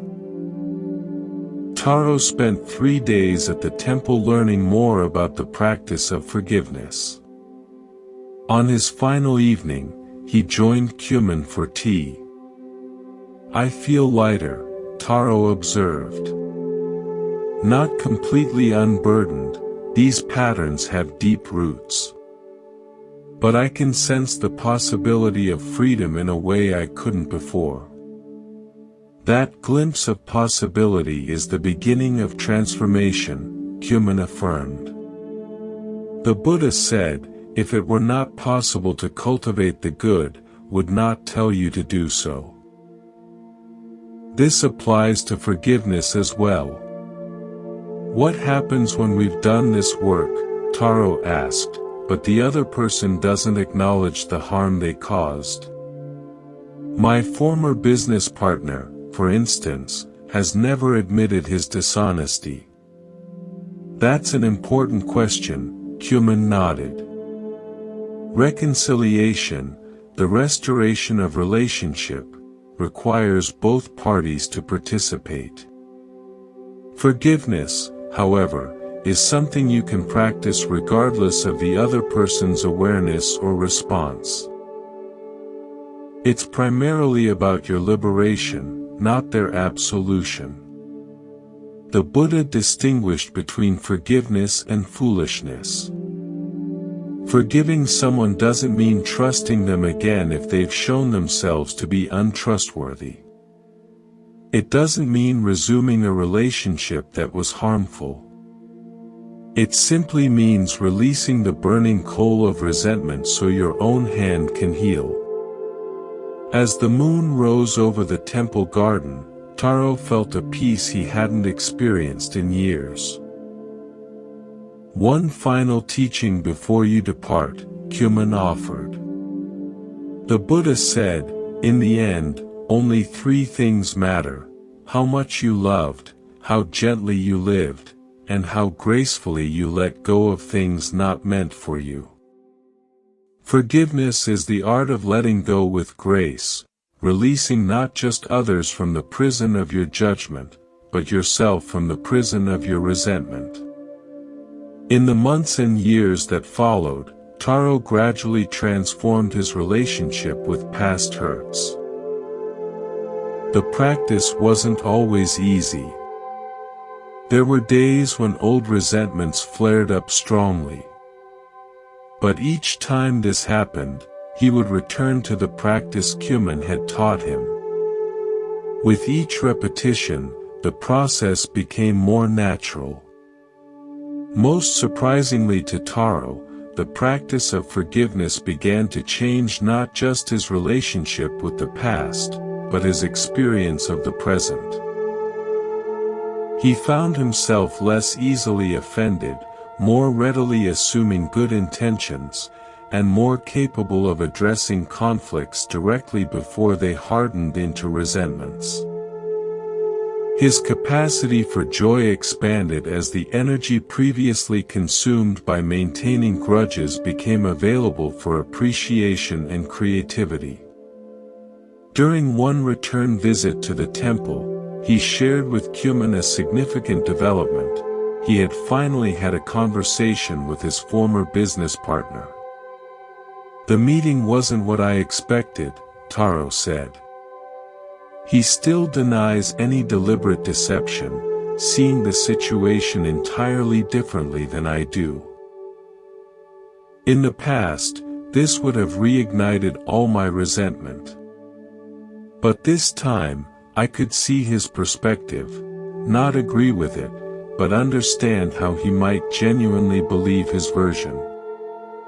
The meeting brought closure in a way I hadn't expected, not through vindication or apology, but through releasing my need for either. I realized I don't need him to see what happened through my eyes to be at peace with it myself." "You've discovered the true freedom of forgiveness," Kyuman smiled. As the Buddha taught, hatred never ceases by hatred, but by love alone is healed. This love isn't sentimental or naive. It's the profound recognition of our shared humanity with all its blindnesses and capabilities for both harm and healing. As you drift toward sleep, perhaps you too can reflect on the liberating power of forgiveness. Are there resentments you've been carrying, perhaps for so long they've become part of your identity?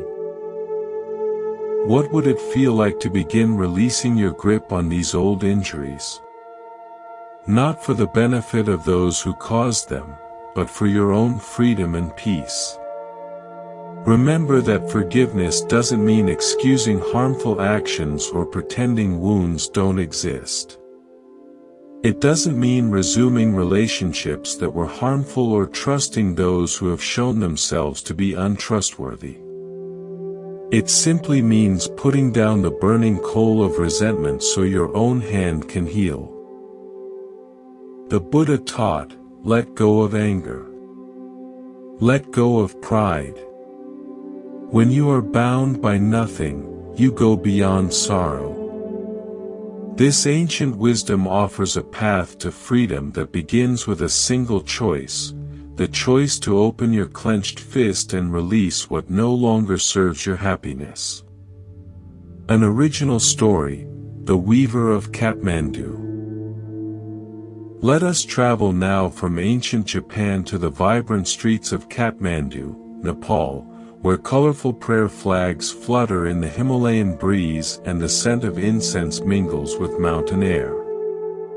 Here, in a small workshop tucked away from the bustling market, lived an elderly weaver named Anjali. Anjali was known throughout the valley for her exquisite tapestries.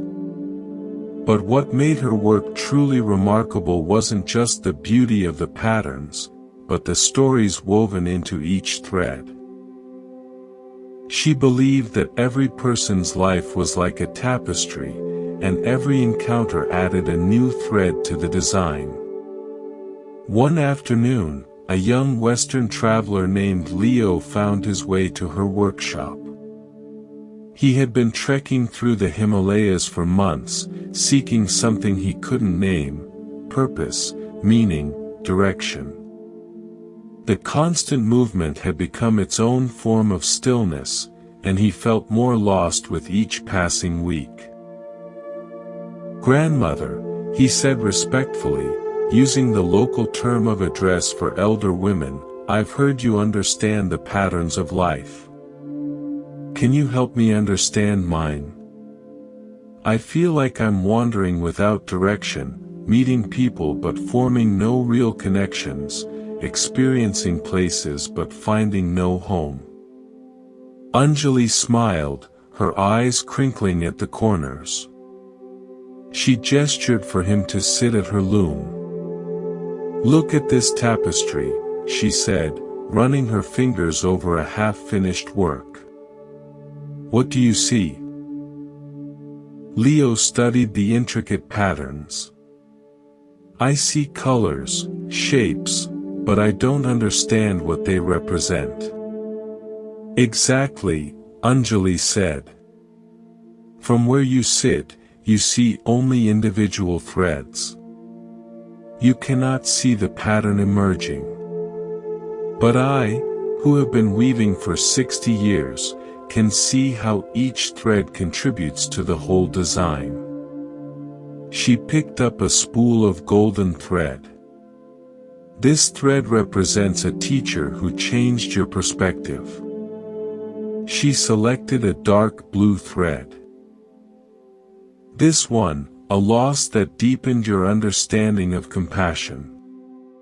A vibrant red thread followed. "This, a moment of passion that showed you what truly moves your spirit."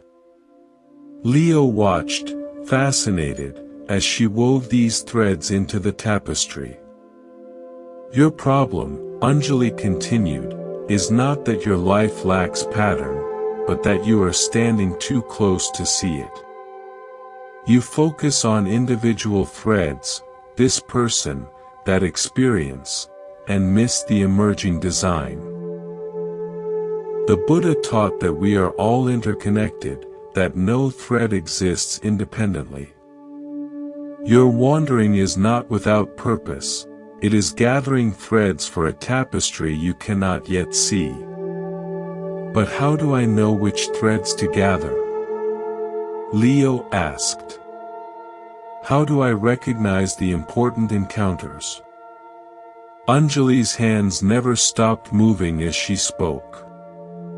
"You don't recognize them in the moment. You simply stay open. The threads that matter are not always the brightest or most beautiful. Sometimes the most important threads are the dark ones, the difficult experiences, the painful lessons, the challenging people. They provide contrast and depth. Without them, the bright threads would have nothing to shine against." She pointed to a section of the tapestry where dark and light threads created a striking pattern. "See how this dark period makes the golden thread that follows seem to glow. That is the wisdom of embracing all experiences, not just the pleasant ones."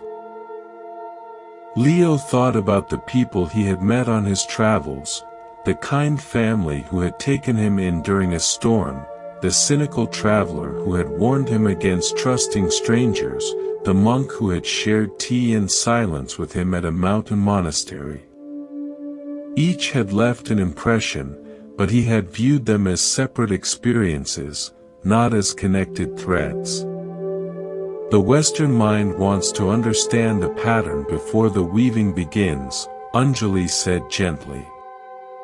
But life doesn't work that way. We weave forward, not knowing the final design. Trust that each thread has its place. The person you helped yesterday, the stranger who shared bread with you today, the teacher you will meet tomorrow, they are all part of your tapestry. She handed him a small, unfinished piece, a practiced tapestry with only a few threads woven. Take this with you. Each day, as you meet someone or experience something meaningful, add a thread. Don't try to control the pattern. Just add the thread and trust that it belongs. Leo accepted the small loom, feeling the weight of both the gift and the responsibility. Remember, Anjali said as he prepared to leave, you are not just the weaver of your own tapestry. You are also a thread in others' tapestries. Your presence in their lives adds color and texture to their designs. Move through the world with this awareness, and you will never feel disconnected again. In the months that followed, Leo continued his travels with a new perspective. Each encounter, whether brief or extended, became a thread he consciously added to his small tapestry. He stopped searching for a grand purpose and instead focused on being fully present in each moment, trusting that the pattern would reveal itself in time. Years later, when Leo had returned home and become a teacher himself, he would show his students the now completed tapestry from Kathmandu. The pattern that had emerged was not what he had expected. It was more beautiful, more complex, and more meaningful than anything he could have designed intentionally. And he understood what Anjali had meant. We don't create our lives by forcing a pattern, but by faithfully adding each thread as it comes, trusting that a greater wisdom is weaving something beautiful from all our experiences. An original story, The Desert Monk's Wisdom. Now let us journey to a different landscape. The vast, silent deserts of North Africa, where the sand stretched to the horizon and the night sky reveals a million stars. Here, in a simple oasis monastery, lived a monk named Elias who had spent 40 years in contemplative solitude. Unlike the lush mountain monasteries of Asia, this desert retreat offered a different kind of beauty, the beauty of stark simplicity, where distractions were few and the soul's voice could be heard clearly. One evening, as the desert cooled after the day's heat, a young man named Karim arrived at the monastery gates. He came from a wealthy trading family in Marrakesh and had everything material success could offer. Yet he carried a profound emptiness that no acquisition could fill. Master Elias, Karim said after the traditional greetings, I have traveled far to ask you a question. Everyone tells me I should be happy, I have wealth, status, family. But I feel nothing. It's as if I'm watching my life from a distance. How do I learn to feel again? How do I find meaning when everything feels empty? Elias studied the young man's face, noting the fine clothes dusted with desert sand, the expensive water skin now nearly empty, the eyes that held everything but saw nothing. Come, Elias said simply. He led Karim out into the desert, away from the oasis, until they stood in complete silence under the emerging stars. For 40 years, Elias began, I have lived here in this desert.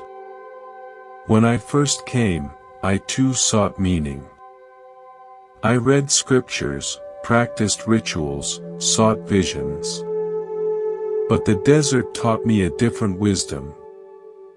He knelt and picked up a handful of sand, letting it trickle through his fingers. The desert does not give answers. It takes away. It strips away everything non-essential until only truth remains.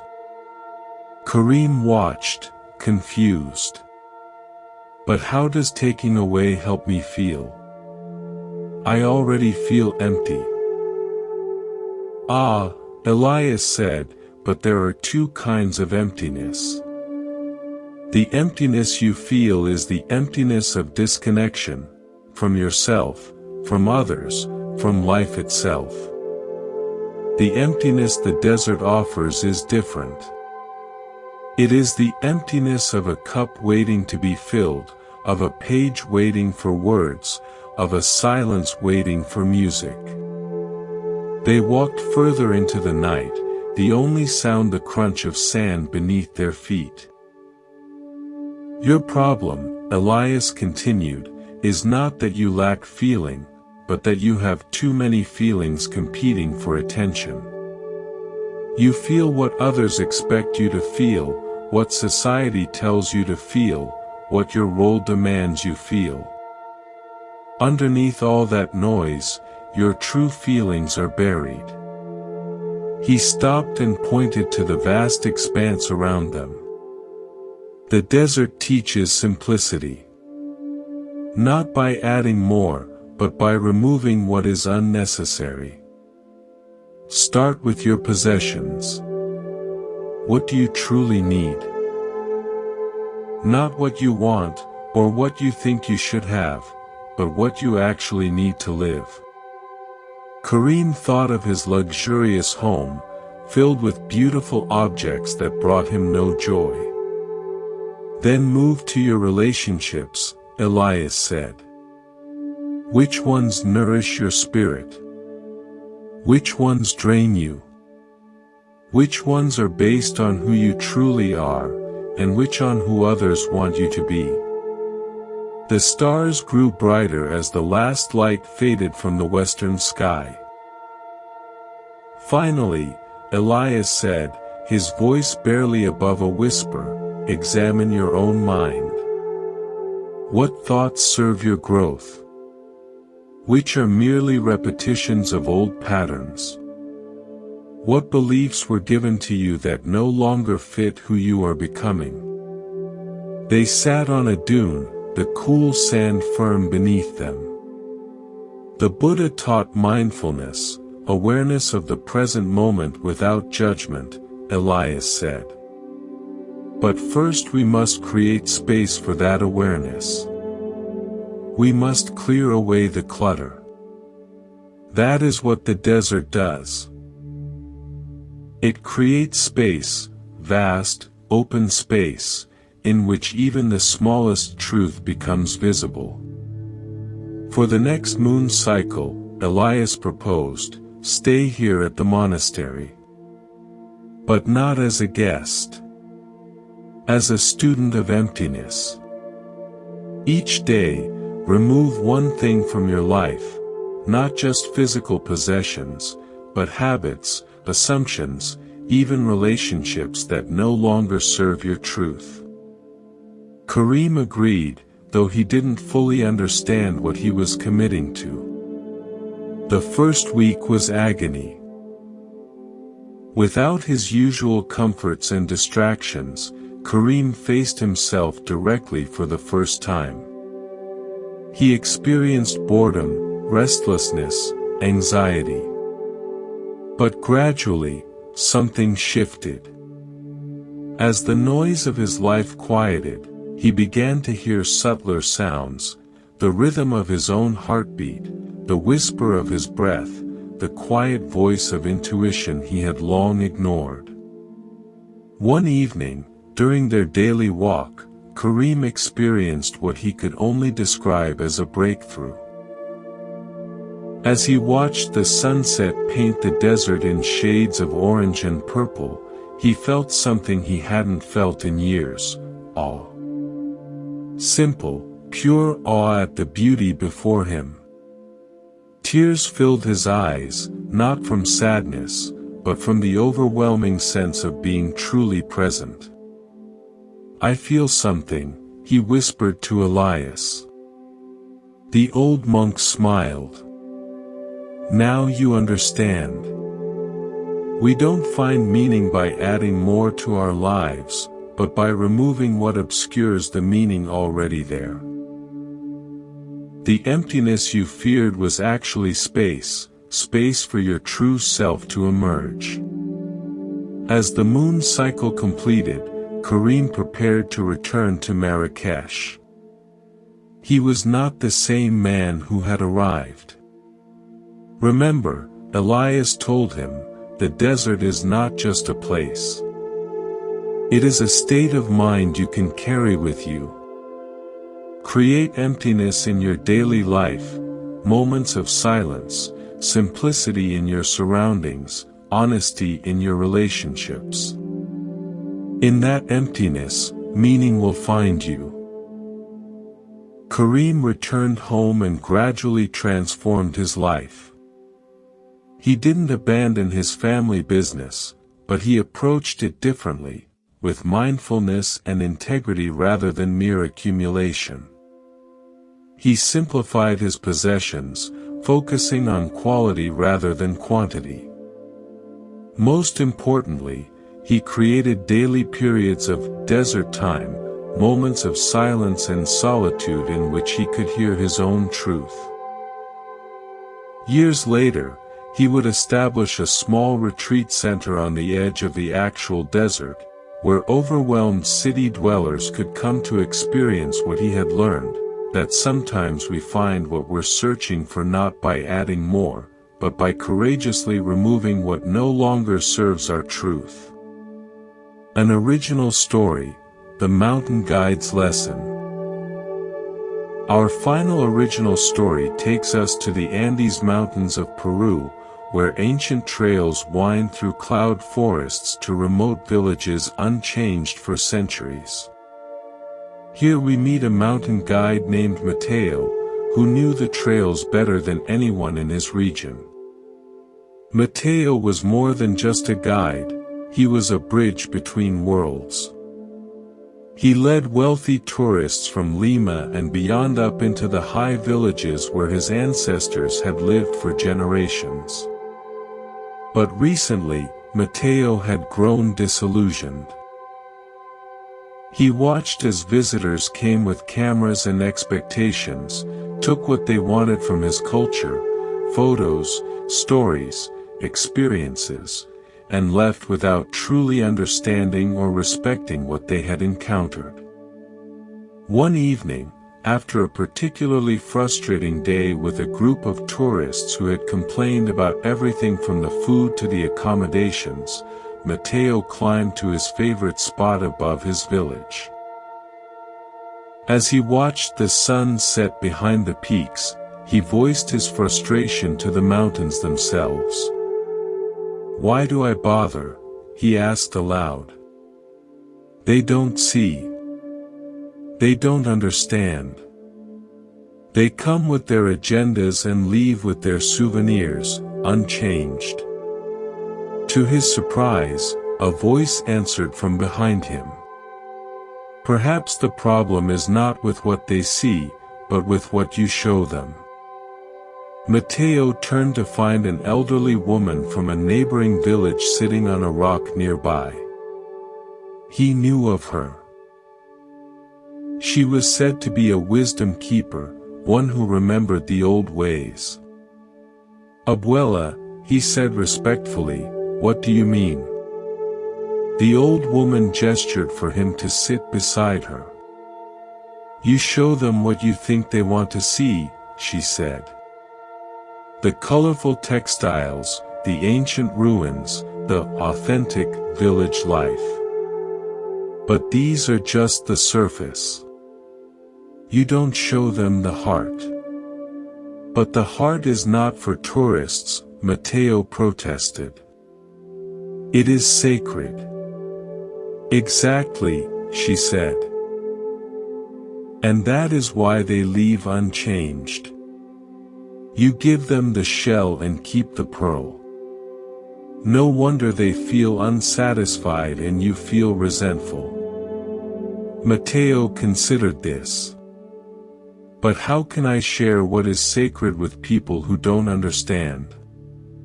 They would trivialize it." "Perhaps," the woman acknowledged. "But perhaps not. The Buddha taught that all beings have Buddha nature, the capacity for awakening. Even your tourists. Maybe they come seeking more than they know how to ask for. Maybe they hunger for what you protect so carefully."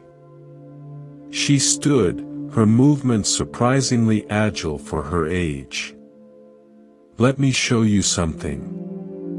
She led him down a different path than the usual tourist route, a narrow trail that wound through dense forest before emerging at a small, hidden waterfall.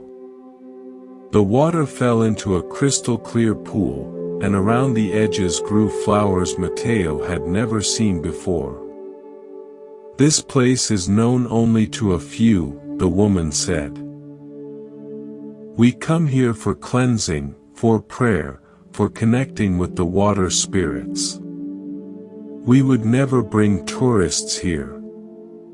"Why are you showing me, then?" Matteo asked. "Because you need to remember what you're protecting," she said. "Not to hoard it, but to understand its value. Then you can decide how to share it, or if to share it at all. But if you choose to share, share authentically. Don't give them a performance. Give them an invitation." "An invitation to what?" "To see differently," she said. "To slow down. To listen. To respect. You cannot make them accept the invitation, but you can offer it sincerely." Over the next few weeks, Matteo experimented with this new approach. With his next group of tourists, he did something different.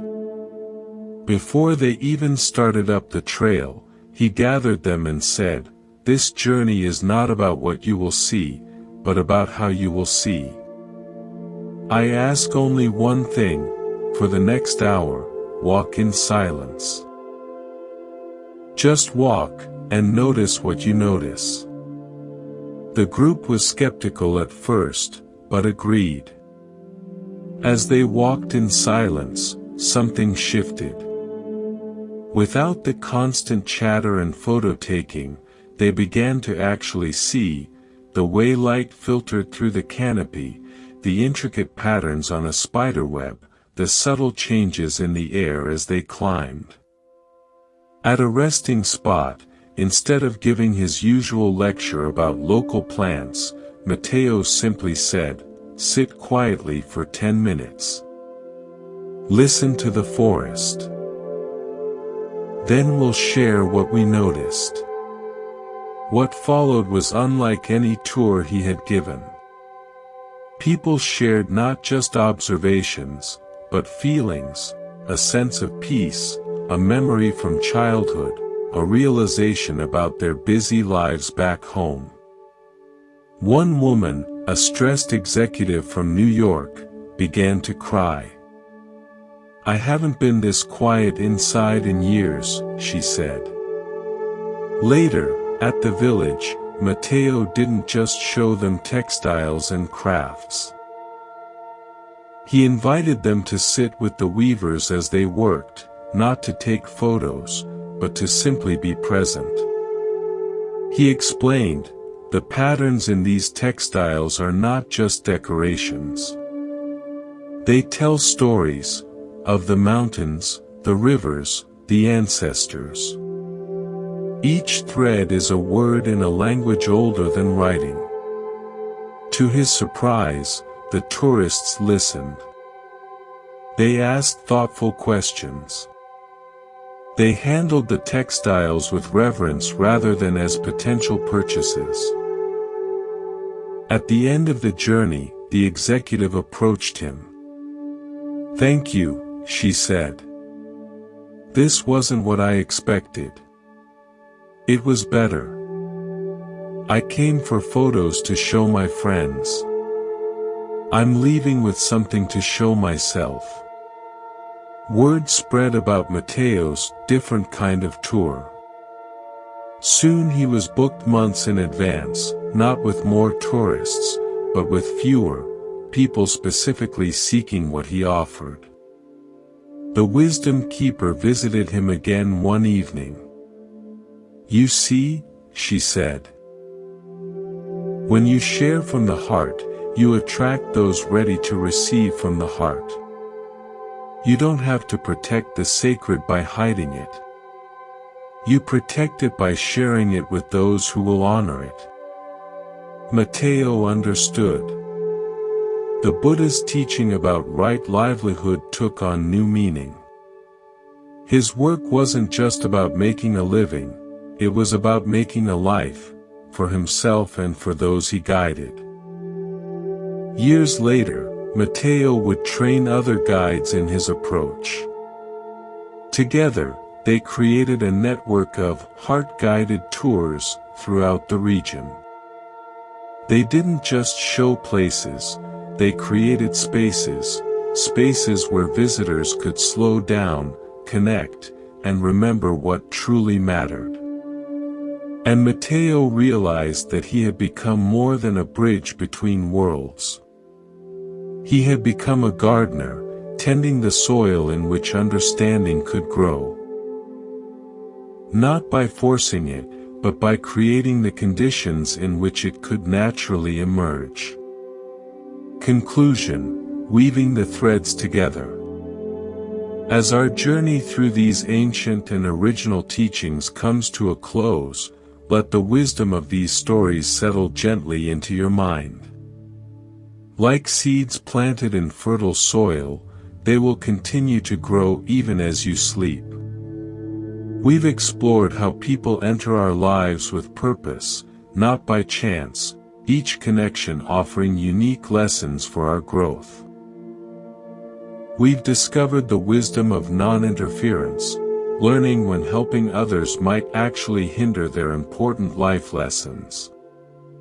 We've gained insight into recognizing those who may harm us while maintaining compassion rather than judgment. We found peace in having fewer, deeper connections rather than many shallow ones. We've learned that true kindness includes kindness to ourselves, maintaining balance in how we give. And we've embraced the liberating power of forgiveness, releasing resentments that no longer serve us. Through original stories from Nepal, North Africa, and Peru, we've seen how these universal principles manifest in different cultures and landscapes: the weaver who understands life's patterns, the desert monk who teaches the wisdom of emptiness, the mountain guide who learns to share from the heart rather than just the surface.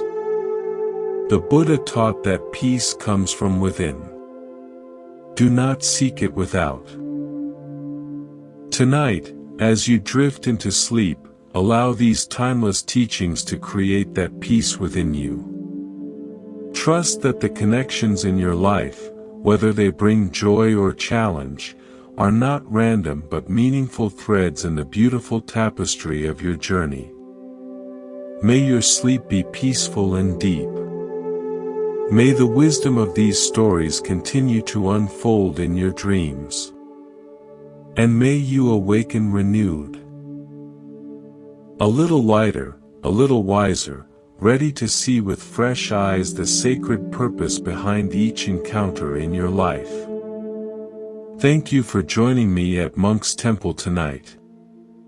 May you carry these teachings with you, and may they bring you peace, understanding, and connection in all the days to come. Good night.